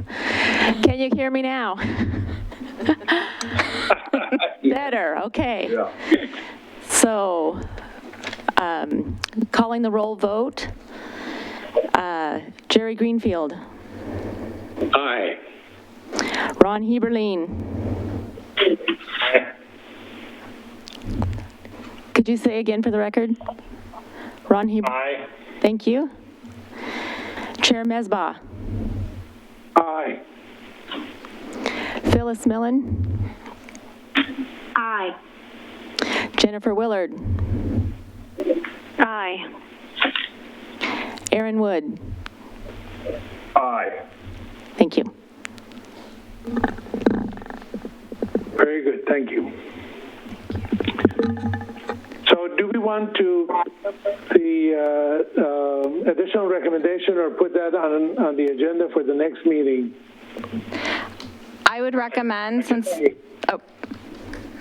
this is Miranda Bateshell, Planning Director.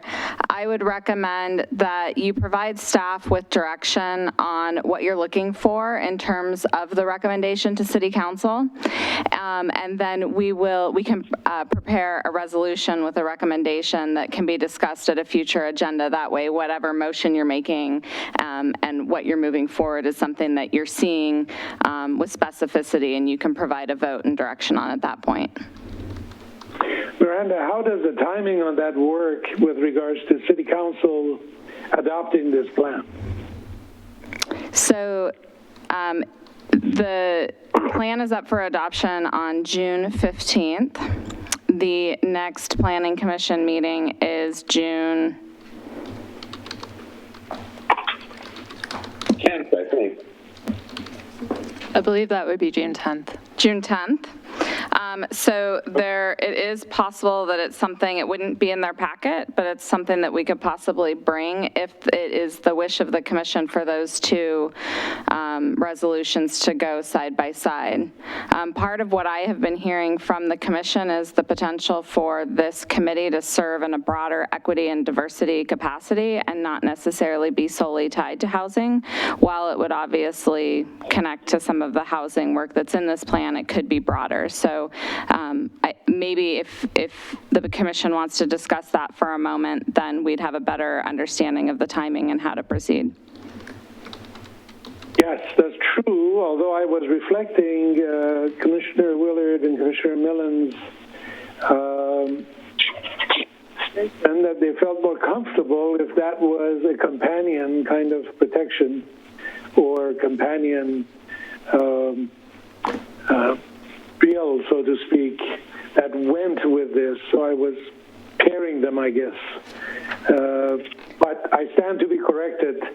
How important is it to you for it to be in front of the City Council at the same time as the plan is? It would be ideal. Commissioner Willard, you go ahead. Say it again. I'm sorry, I was just thinking it would be ideal, but not I wouldn't want it to be a roadblock if they were not ready in time. Okay. I wouldn't want it to hold it up. Commissioner Millen? I think that we can come up with some language presented to the planning, to city staff to help us draft it. I think it's important that it goes with the Equitable Housing Strategic Plan. I think it's that message that we want this to be implemented, that plans can sit in a drawer. And so what we're saying, I think, is that we believe strongly in this and that we want some, I don't want to use the word oversight, that sounds a little harsh, but some assurances that this project will continue and that there will be a good movement on it. So I think we can, I was trying to play with some language, but I'm not doing very well right at the moment. And I think we can give something to city staff to help us kind of clarify what we're saying. Maybe we can do some, some legwork on it. A few of us talk about it, present some ideas, and then the city can help us draft something, and then it could go to City Council with the strategic plan. Commissioner Greenfield? I don't think it can actually go at the same time as the strategic plan because that has to go right away to make it to the next council meeting. Wouldn't that be the case? That would be the case, but our next meeting is 3 days before the council meeting, and that's why... before that council meeting. Oh, I see. There's one before that. Yeah. They meet twice a month. Okay. So one is coming up shortly. It seems to me that in conveying this resolution to the council, which needs to go immediately, that we could alert them that this is our thinking and that they can expect a resolution from us in the near future, and that points at such a committee. Commissioner Greenfield, I think that's an excellent way of approaching it. Okay. And anybody else wants to speak to that? So this is Miranda Bateshell, Planning Director, again, speaking on the record. I'm sorry, the Assistant City Attorney and I were discussing possible options because depending on how this is forwarded, there might be different noticing implications or how we bring this forward to you. I missed Commissioner Greenfield's recommendation. I would like to hear that again. One thing we discussed was potentially being able to work the language for this type of committee into the resolution that is forwarded to the council. So essentially, the resolution to council would be to adopt the plan. There would also be a sub-statement within the resolution that would talk about, that would summarize the discussion of this planning commission and the sort of further recommendation that this committee be set up as a subsequent action after adoption of the plan. Right, that was my intention. Clearly, if we had established some standing organization in the city, it would have to go through a process that can't be done in even a single council meeting. So, but we can get the ball rolling, and we can indicate that the ball is rolling. Commissioner Mellon talked about enforcement or something. I forget the word she used, but I wanted to add or highlight how I look at this committee. What I was saying is when the political will isn't there, you can have all kinds of nice language and all kinds of plans, and it's not going to get implemented. The bottom line is that most of these issues are issues of needing to have a good community outreach regarding the need. So this committee, one of its works would be, it would be a living, breathing operation of outreach on these needs to the Wilsonville community. Otherwise, you wouldn't hear about any of these needs once a plan is adopted, unless people start getting upset about not having their needs met, by which time it's really too late because you've harmed the community. So it becomes an element of keeping the community involved and up to date. That's what this committee would be doing in its inclusivity and in its equity work. One approach is to specify that one of the roles of the Community Involvement Committee, which we are, actually, would include this charge. That would be fine with me. That's a great idea. Then we can walk the talk. So what kind of additional guidance does staff need in order to come up with the proposed language?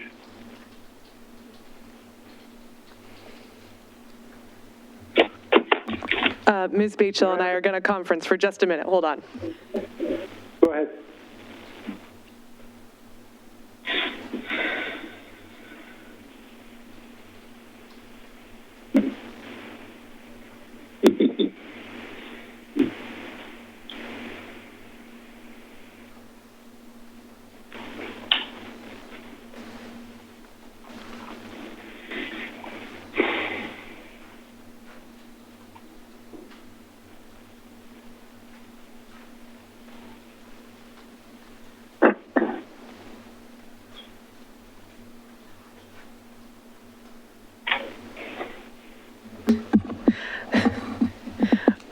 Okay, after conferencing, what Ms. Bateshell and I would recommend is that will be considering a resolution to recommend the formation of this committee or task force, and I think that'll give us some, first it'll put it in front of council so council knows that's coming, so there can be an indication of that, and Kim can also address it in her staff report. But then it'll also give us time to make sure that what you all are adopting or recommending is what you want it to be, and we can flesh that out a little bit more and make sure that we're following whatever procedures that we need to follow as well. So I think that would be our recommendation, so that way council knows about it and understands that that's what was coming out of this discussion about the plan, while also making sure that we get exactly what you guys need. Perfect. We've already adopted the resolution. Now how do we put that back in? When I'm talking about the document, I mean the document we make that staff drafts for council. So not your resolution, council's, the one for council. Okay. Yeah, that's very good. That's perfect. I'm good with it. Is everybody else? Very good. Excellent. Wonderful. So that's the end of that. Now I need to...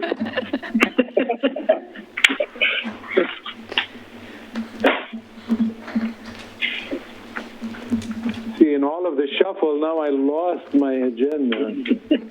Well, while you're looking for the agenda and we're transitioning to the next item, I would just like to say a final thank you to all of you. I think this is a very momentous occasion, I guess that's the right term. The city of Wilsonville has never undertaken an equitable housing strategic plan or a plan that's specifically targeted at affordable housing or sort of being inclusive and ensuring that we've always had a goal that we provide housing for all, but we haven't ever had a plan to this level of detail that's looking at specific actions that we can implement as we're going through our other projects to ensure that these values that the community has long held are actually being implemented through the work that we do. So I think it's important for all of us to acknowledge that. This is, I think, an important moment for all of us who have worked so hard on this, but also for the community. And I just want to thank you again and acknowledge the importance of this tonight. So thank you. And I want to thank you, the staff and the consultants, for all the work that they did, as well as the task force. This has been an interesting project. It kind of filled in as we went on with the process. Very, very well done. I just one last comment on this. While we're putting closure on this, so to speak, and adopting and recommending, this is just the beginning, or really the start of the beginning. Once it's officially adopted, there's a lot more work that will need to be done over these next couple of years, and I think having this, I don't want to call it a task force because that has a finite time that usually task forces are put together in a committee or whatever it is, but that also this committee has some teeth in it and that it will be recognized. So I just wanted to make that comment. Thank you. Could we have a 5-minute break before we go to the work session that's coming up on the commercial recreation? Sure. Very good. Yes, Chair, just call us to recess at the time. At almost 8 o'clock, we'll be back at 8:05. Thank you.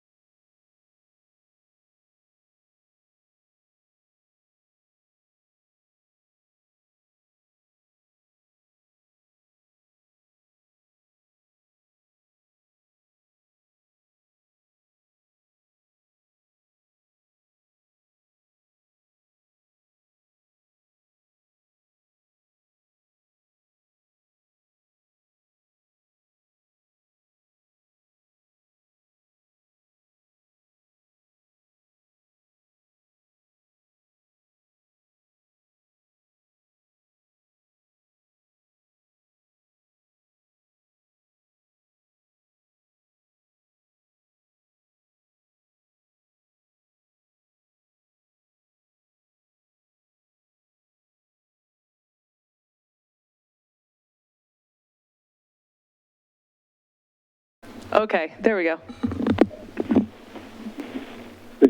I should repeat, right? Because we weren't being videoed. Correct. The Wilsonville Planning Commission is back in session after its recess. It's 8:05. And Ms. Baychel, please take it away.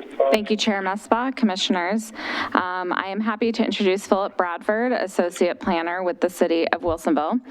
He is here this evening for a work session on the commercial recreation in the city's PDI zone. As you'll remember, Philip presented before you at the January Planning Commission work session on this item, introducing an issue that has come up several times in the past and that the City Council directed staff to do some research on. We conducted that research initially. We have a white paper from Angelo Planning Group that we presented before the commission. Several other questions were posed by the commissioners. We had a great discussion with all of you. And so Philip did additional work. He collected additional data, did a case study, conducted some outreach. And then we took the issue to council to provide them with an update on your work session and give them a sense of the issue to kind of determine whether or not this is something we should move forward with. At that work session that occurred last month, we were provided with, yes, this is a good project. It doesn't necessarily need to be rushed at the moment, since there are a lot of items moving forward, in particular during the COVID-19 response, but is something that we should be working on in the meantime, so that as we emerge out of this time, that the code would be ready and would be something that we could move forward. So with that, I will hand it over to Philip and allow him to provide you with an update on the work that he has done and some answers to your very astute questions from January. Good evening, Chair Mesbah, Planning Commissioners. My name is Philip Bradford, Associate Planner with the City of Wilsonville. And like we've just let you know, I will be presenting on the commercial recreation in PDI zones this evening. So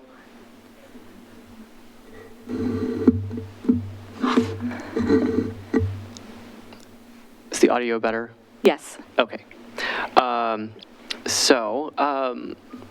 Like Miranda just mentioned, this did originate from City Council, and after we received direction from Council, we hired Angelo Planning Group to perform the code audit and provide recommendations to address potential solutions in addressing this issue. And that white paper was presented to Planning Commission and Council in the most recent work sessions. We originally introduced this topic at the January 8th Planning Commission work session, where we received the feedback to conduct additional research surrounding the issues posed by the white paper and return with additional data on the subject matter and provide some maps to further illustrate where in the city these uses could be expanded. That was based on the discussion of the limits imposed by Metro Title IV requirements.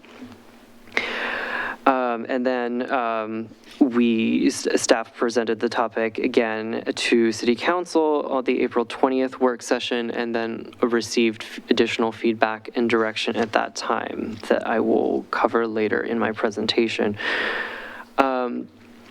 Since I've last presented this topic at Planning Commission, I have spent January and February surveying local industrial landholders, real estate brokers, and developers on their thoughts on how a potential expansion of these uses would impact industrial properties within the city.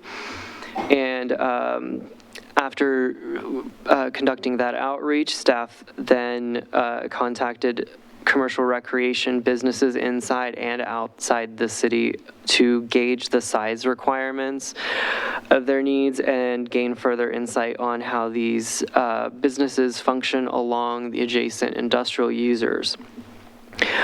Much of the feedback received from the outreach was positive.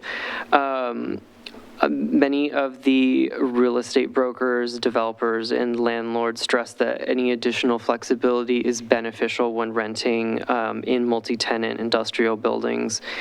And a lot of the issues that were mentioned in the Angelo Planning Group white paper and that were noted as possible concerns by the commission last time the subject was presented are remedied by a few different reasons. First, that the landlords tend not to rent too high vehicular parking demand uses. So, and then also that the peak use times for commercial recreation uses are not the same as the industrial tenants, which are more 9 to 5. And then much of the commercial recreation users are after 5 p.m. Therefore, the parking spaces are then taken up when the primary industrial uses are gone.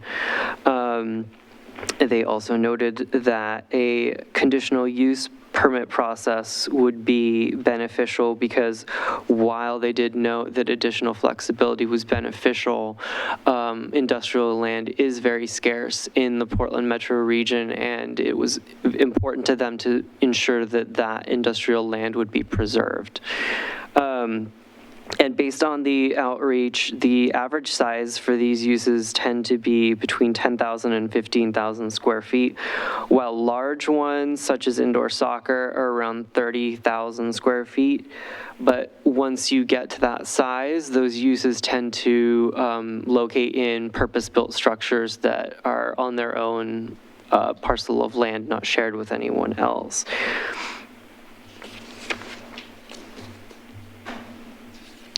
So staff also reached out to the owner of Wilsonville Business Park to get insight on the breakdown between commercial and industrial users in the building. And based on the uses and square footage that the landowner provided, this is the breakdown between industrial and commercial users within that development.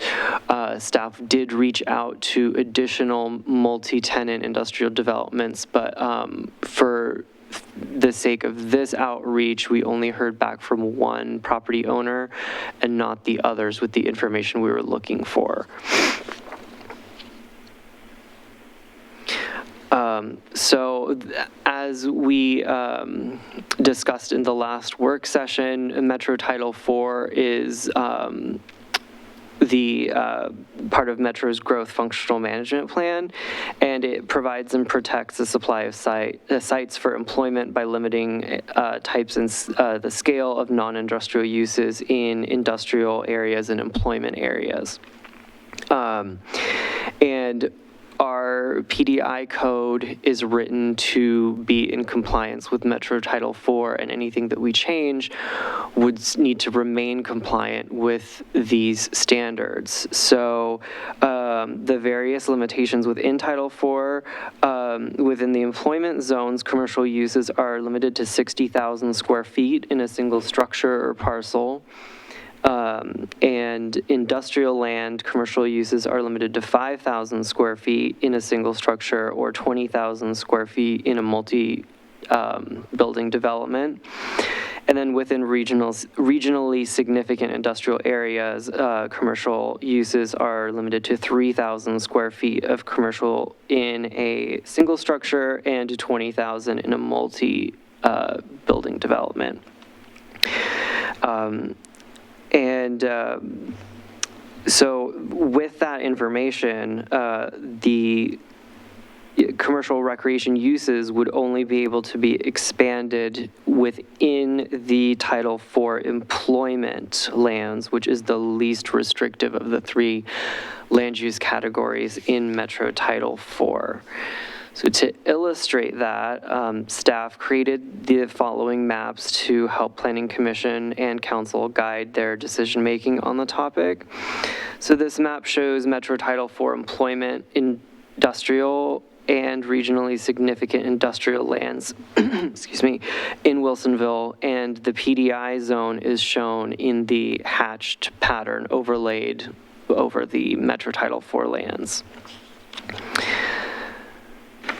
So once you remove the areas, which would be Title IV industrial and Title IV regionally significant industrial area, the land shown on this map is where the commercial recreation uses would be able to expand within our PDI zoning. So to summarize the white paper code concepts, they stated that our definition for commercial recreation is quite broad, and we could clarify and potentially narrow the definition to different types of commercial recreation uses that would be appropriate for the zone. And further considerations include indoor versus outdoor facilities, the intensity of the use, and different recreation versus amusement uses that would have different requirements just based on their nature, such as a pool hall, video arcade versus ice skating or swimming pools. We could also consider establishing size thresholds for permitted and conditional uses, and requiring them to locate on sites with existing uses rather than being purpose-built structures. Or reducing parking requirements where the density would be low for patrons. And then one of the other recommendations was to establish standards for commercial recreation uses through a conditional use process. So the feedback that we received from City Council was that this continues to be an important topic that we should be addressing, but due to the current COVID-19 outbreak with other more pressing issues taking up City Council's time, that they noted that this was not an immediate need at this time, but also noted that if this is something we continue to work on in the background but not return to council on the subject matter, we would have this ready to go once the pandemic subsides and high contact, higher person density uses are allowed to open back up, and that could provide additional business opportunities and recreational opportunities once operations return to normal. So based on that, staff this evening is seeking direction on the potential of developing a conditional use permit process for commercial recreation opportunities in the PDI zone, guidance on square footage limits, any additional standards or guidelines to consider, and any additional feedback or questions that commissioners may have.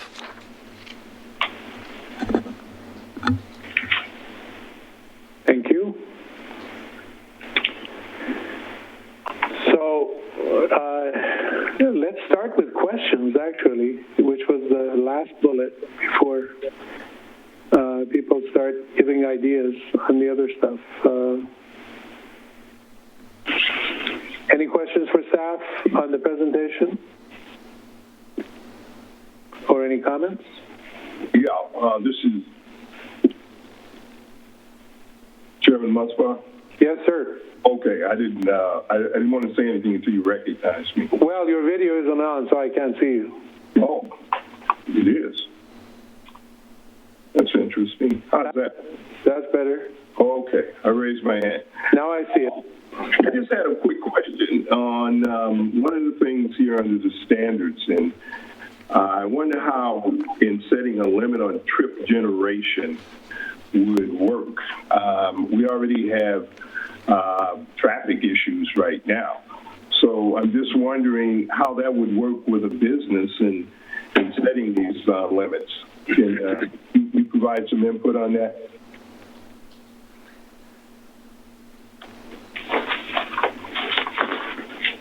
As far as our understanding on the trip generation, since we require traffic studies upon development, the way that we were proposing to enforce that, if that was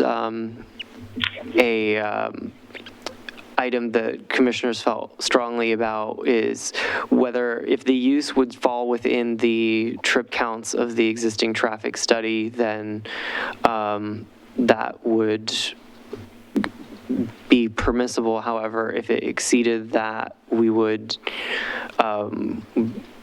we didn't think about that entirely, but either come up with a method of requiring a new traffic study at that time, or that use at that traffic generation level would not be permitted. Okay.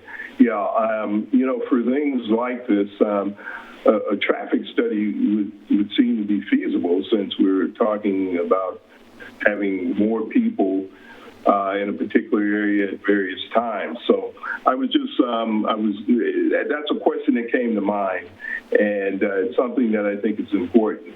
Traffic study, or even further look at what we mean by this setting limits on on trip generation, because I'm just wondering how that would be managed, is really my question. You want to add to that, Mr. Radford?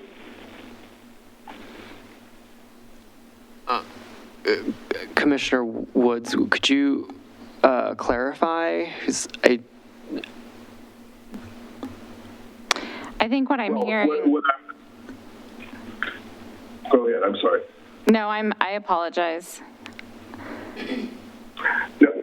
No, what I'm just trying to understand here is, when it says setting a limit, how you can manage setting a limit and the direction that would be taken on that as it relates to trip generation.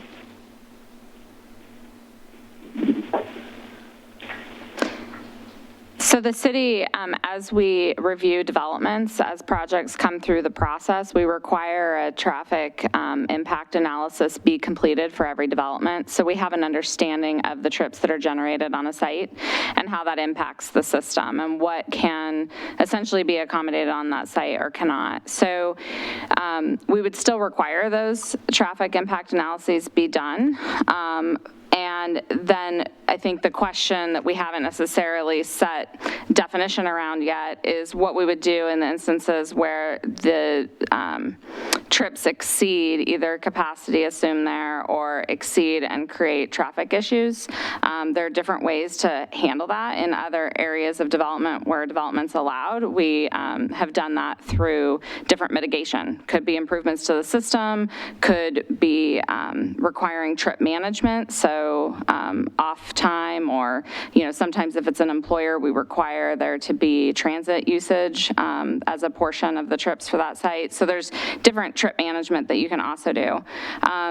So I think if this is a direction we're headed, we would want to talk about this more, to think through whether it would be mitigation, whether it be management, or whether if it's excessive, it would be a conditional use that we wouldn't then allow, because that conditional use wouldn't be meeting the performance criteria that we would be setting forth in this process. So we don't have necessarily an answer yet because we haven't explored this issue fully, but those are some of the tools that we have in our toolbox as we head down that path.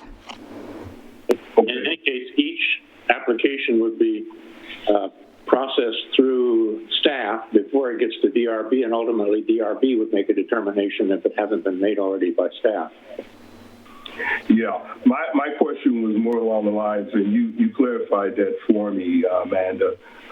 Anytime I see something where we're talking about trip generations, and I think about traffic, from having spent 6 years on the DRB and dealing with these issues, that's a very important piece. So what you explained it sufficiently for me to understand, and I know that there would be more detailed work, and certainly a traffic study, I would expect that would be done as well.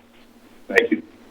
The issue that may come up, and I think you started your statement, Commissioner Woods, on that premise, is if a proposal is being made and you already have traffic problems in that area, it is a tough sell. So at some point, the staff needs to make it clear that the owner of that property has a right to a certain traffic impact that was part of their approval to begin with. And so long as that they're not making it worse, they're okay. Or at least that's how it was where I was practicing. I assume it's very similar here. The problem is that people don't always appreciate that. They think they can claw it back or something. Exactly. Thank you. Any other questions? If not, the staff is eager to receive your input on ideas on what they're working on. Commissioner Heberlein. Yeah, thank you, Chair Mesbah. I guess mine kind of goes maybe a little bit of a question and then feedback on the conditional use permit. I guess what I would be interested in knowing is what level of detail would be in the code if we were relying on a conditional use permit for the approval of commercial in an industrial area.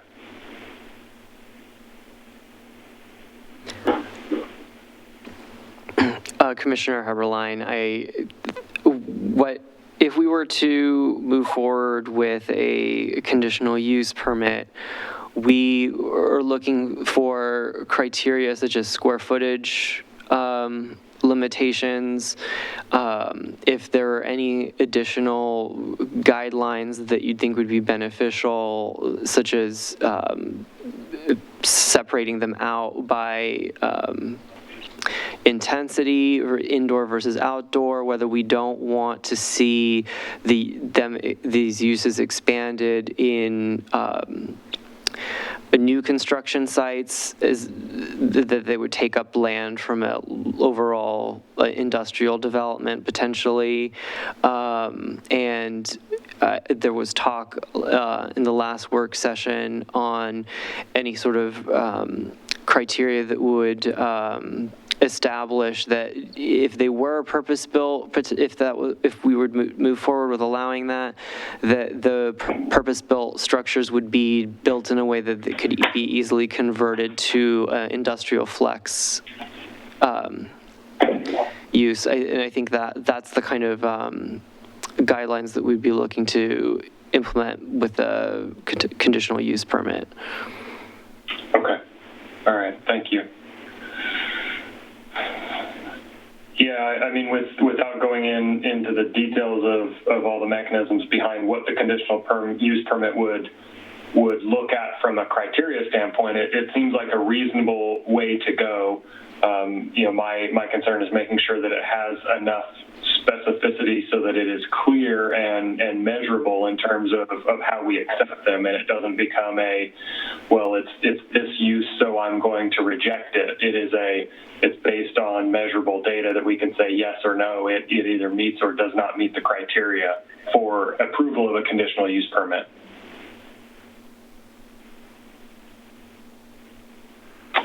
Commissioner Millen? Yes, I noticed that in the white paper that was prepared, it talked about how our development code currently leaves a little ambiguity in terms of retail, service commercial, and I'm thinking with this use, when we get to the point of wanting to make some changes in the code, that those clarifying those, using some of the language from the other cities that it seems to work well for them, could help in terms of nailing down that criteria to approve a conditional use permit. So I was just thinking that, there's kind of some logical steps here that would make everything flow a little better. Thank you. Any other ideas and thoughts? I have what could potentially be a naive question. Is there any way to tie the conditional use permit to vacancies? If an industrial park has a lot of vacancies, I would imagine giving them more liberties with how they fill those vacancies versus if we're severely limited on our industrial availability, then we might be more discriminating about what we would put in those vacancies. Is there a mechanism that we have with the conditional use?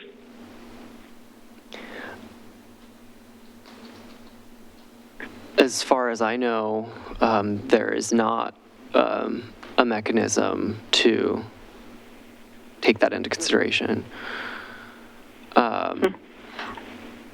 I think it's something that could be a criteria. I mean, I don't think it's necessarily something that is currently in our code that says that that's a preference. But if that were one of the criteria that the Planning Commission felt they wanted to set, I think it could be a criteria that could be included. It's a very interesting concept. I like the idea. I'd be curious to see how that would get fleshed out in more detail in terms of how you would really codify that and say, okay, it's a threshold of X% vacancy, and then you can do it, or you've got some sort of sliding scale for square footage based on vacancy. However that might work out. I think the other consideration there is this seems to me to be more market driven in terms of they can rent it for more money to a climbing rock gym, or can they do it for employment? And so I think we need to look at that too in terms of the business owner, what would be their feelings around that. I think we need to take that into consideration. I agree, we need to preserve our industrial space, but it seems to me that we do have vacancies that sometimes go on for quite some time here. So one of the dangers of having something like that is, especially when you have a period of recession where development is not particularly hot, then sometimes in desperation, any development is good development. Mm-hmm. And you end up losing a lot of your capacity to land uses that you would otherwise not approve and would probably be better preserved until the right time and the right land use.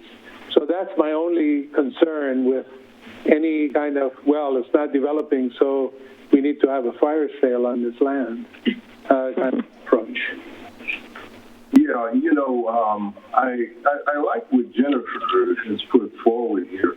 And in light of COVID-19, I mean, looking at potentially a number of these businesses that are in an industrial park blowing out. I mean, I think we all saw today where World Speed is closing, unfortunately.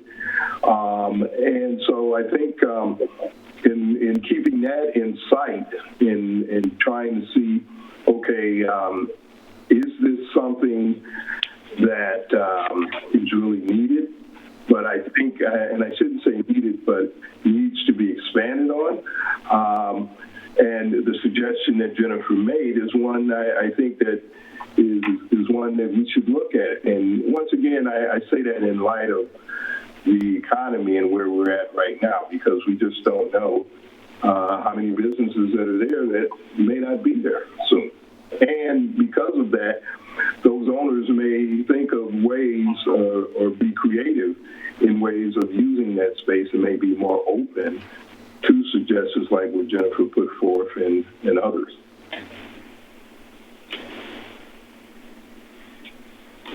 Any other thoughts and ideas?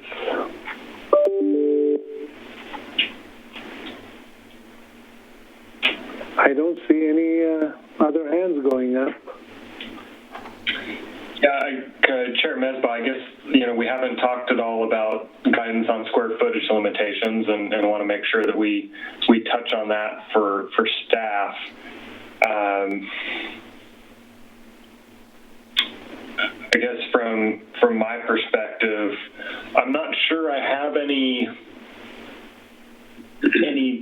discrete limitations on square footage. I was wondering, if the Metro requirements are already providing limitations on square footage, maybe my question would be, do we need something more restrictive than what Metro has already identified? I guess that would be my question to the commission, is whether that is the case or not.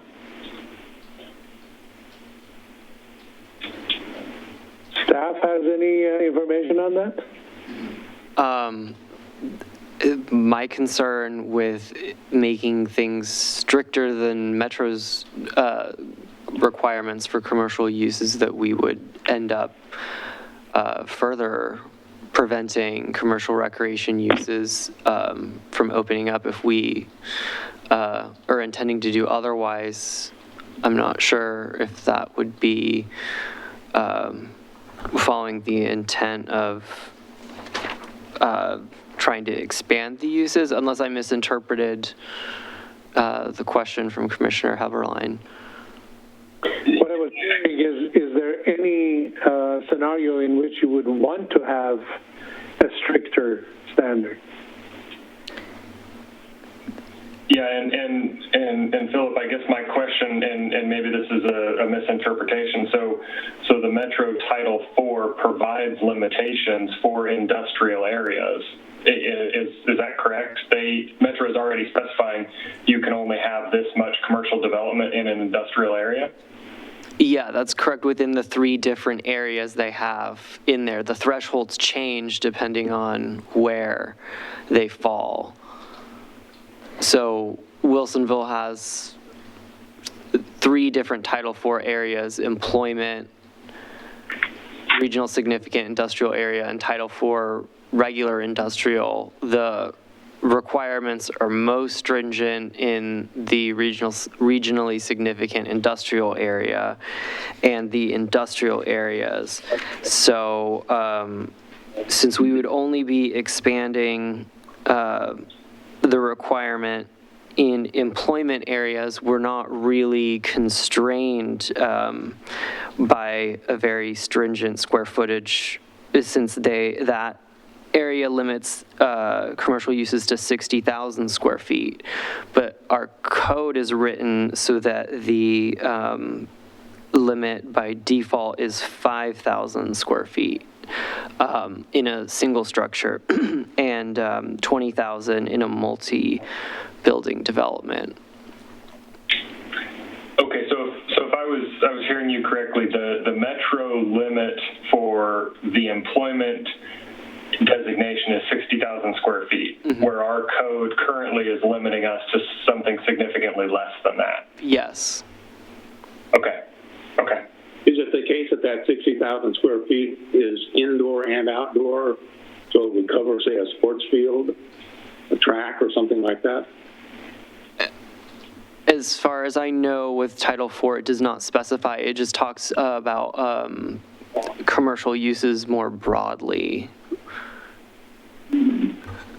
I would just point you to page 3 of 19 of the staff report, just so that you all can track those numbers again. They're outlined at the bottom of that page to describe the 3 different metro industrial types on Title IV. And then also page 19 of 19 is that map that shows essentially the areas that would apply within that 60,000 square feet commercial use, since all the other ones would be more restrictive. So if we were to open up beyond 5,000 square feet, the question, it would be in those areas that show on page 19 of 19. And the question really that staff has for the commission is, would you want to open it up all the way to 60,000 square feet, or would you want to be somewhere between the 5 and 60? See, and I'm wondering whether it makes sense to look at it more holistically across the city, and instead of having it be a development by development requirement, that maybe it's we have an overall inventory of industrial stock in the city, and we only allow a percentage of that to be used for commercial uses. That way you're not tying it to a specific development. That's just a thought that was rattling around in my head. because you could, as people add more developments, if we have the size allowance too large, say 60,000 square feet, then we could very quickly become heavily leaning towards a lot of commercial development in the industrial zone, and I'm not sure that's where we really want to go. I think that also addresses that the comment that about could we tie it to the amount of vacancies, but I think the way you just expressed it might be a better way, that there's a percentage of what we have available that we allocate. That seems a lot more equitable, but we can go back to that word, in terms of looking at who gets to put these kind of units in and who doesn't. So if we say there's only so many that we will allow, it speaks also to that occupancy, that vacancy kind of issue also. Is that doable in terms of this proposal, this code, potential new code? That's something I'd want to get back to commissioners on and do some further research in how we'd be able to implement that. My first concern is that might be a little bit difficult to track versus implementing that through a code update that could be applied universally, but I can come back with more research on different ways we could implement that if that's something that the commissioners would like more information on. Okay. Commissioner Goodard? Well, absent some of these mechanisms that we're talking about on variability, the idea of allowing some of our industrial space to go to commercial use, that some of the large spaces, the bigger spaces that would be appealing to the go-karts or the indoor soccer fields that were described in the report, that seems short-sighted. Because those industrial spaces are harder to come by. They're contiguous. They're definitely more precious, and so to break those up into commercial spaces does seem very short-sighted. I am in favor of limiting.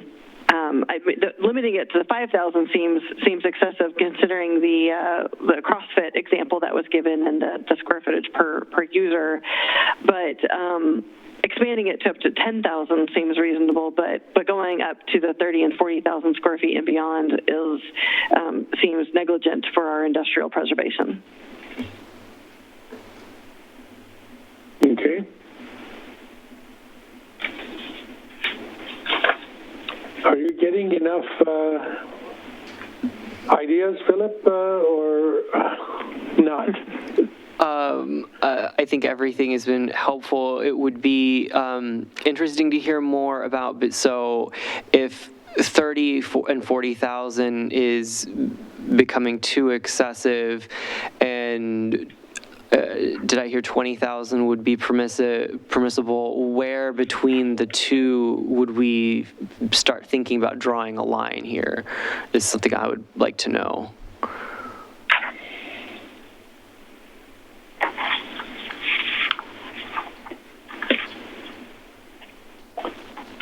Nobody's jumping into that. I'm actively looking at the different case studies that you have to see what the different sizes are, to see if there's something that sticks with me as something that I think should be allowed to be in there. So that's what I'm thinking of right now, is just trying to see where those different facilities lie.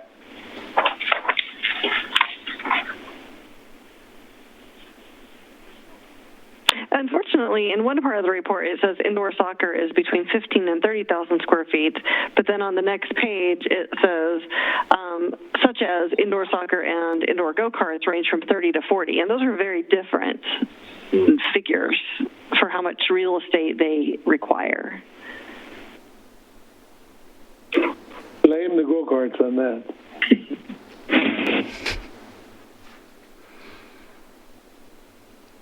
actually, I've been to one of those indoor go-kart parks, and the space feels smaller than an indoor soccer field, but I could be mistaken. Yeah, it sure does.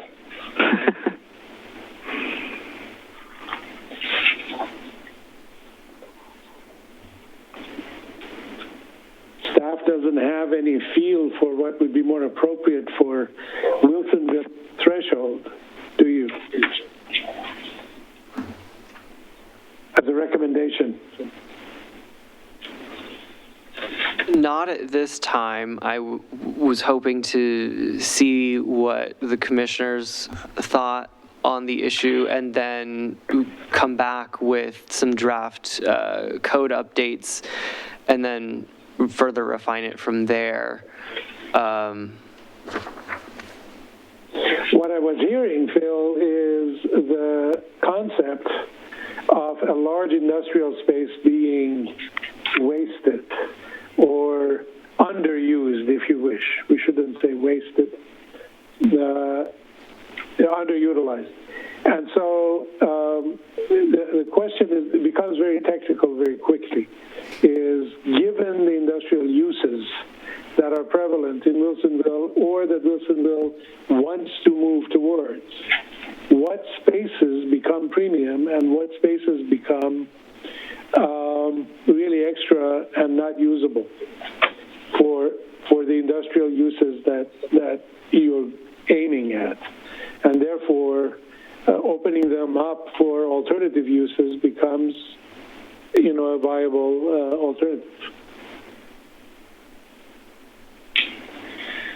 Yeah, I mean, if there's, and it feels like in some ways it comes down to the fact that it is cheaper to site a commercial development in an industrial area because the building's already there.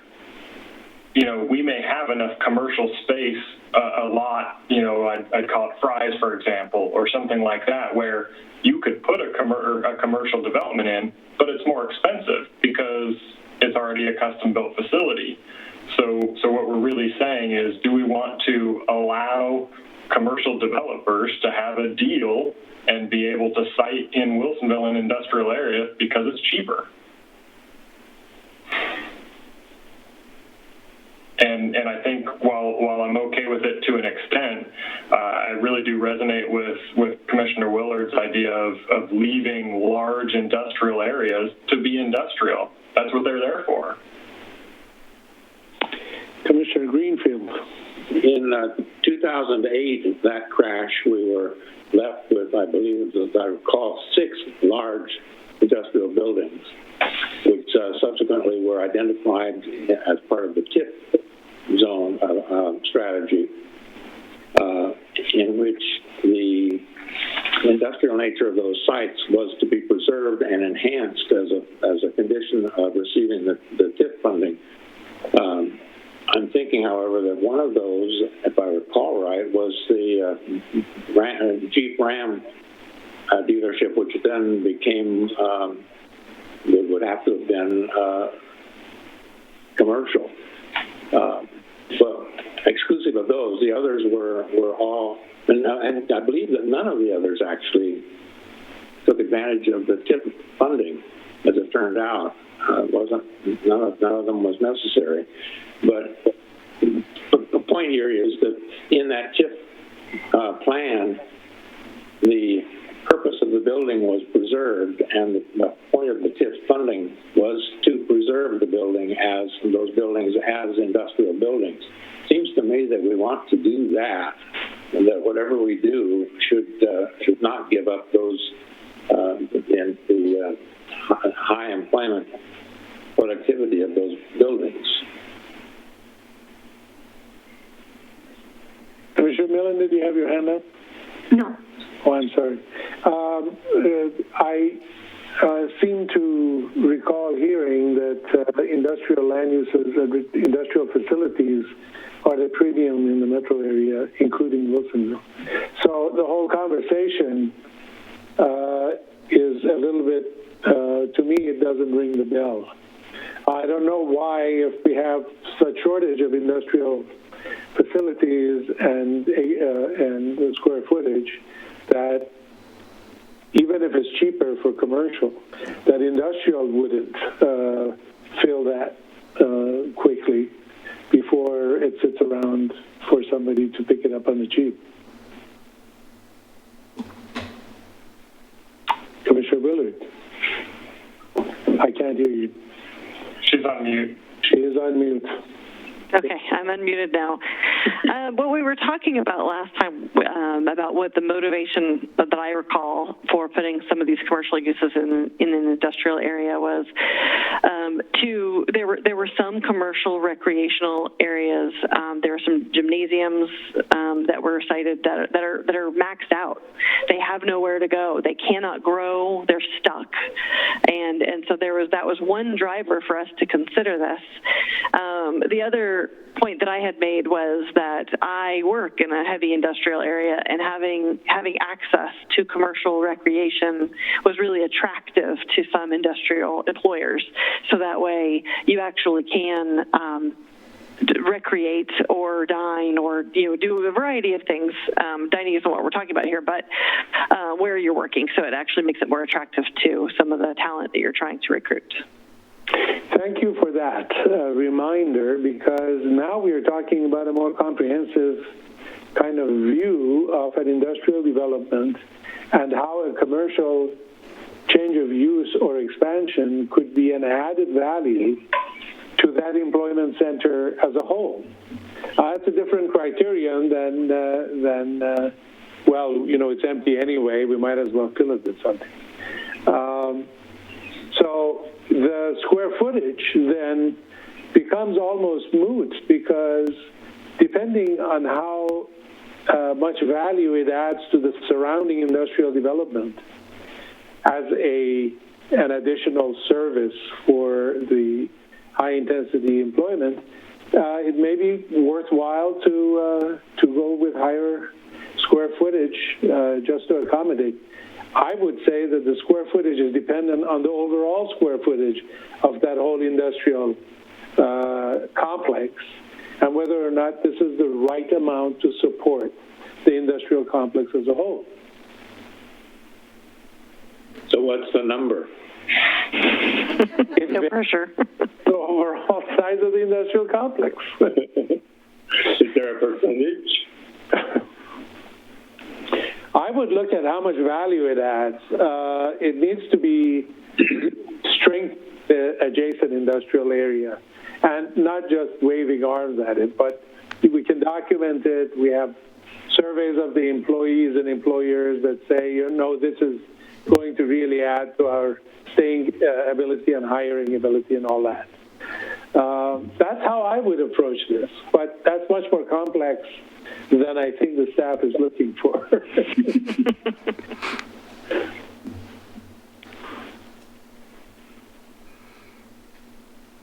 Well, in a way, though, we have in the Basalt Creek plan, there was a lot of thought given to potential places to eat, places to recreate. I think that was a component of that plan.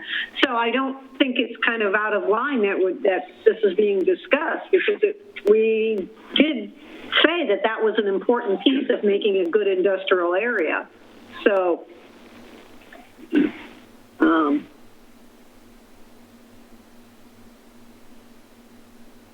Thank you, Commissioner Millen.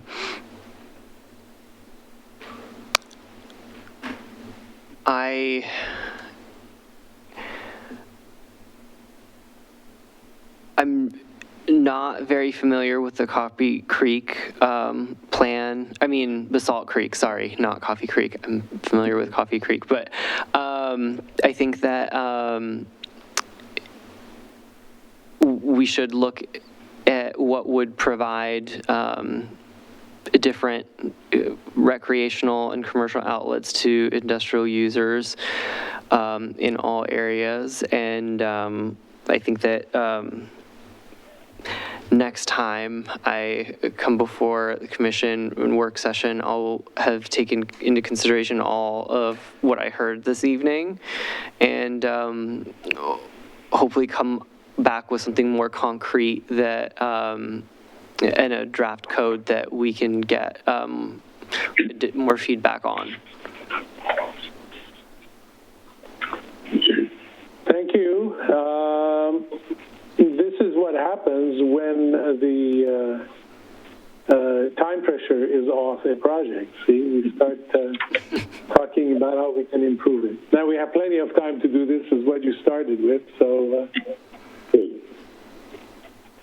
But thank you for the work you're doing, and we look forward to your next presentation and the more concrete kind of proposals and ideas and thoughts.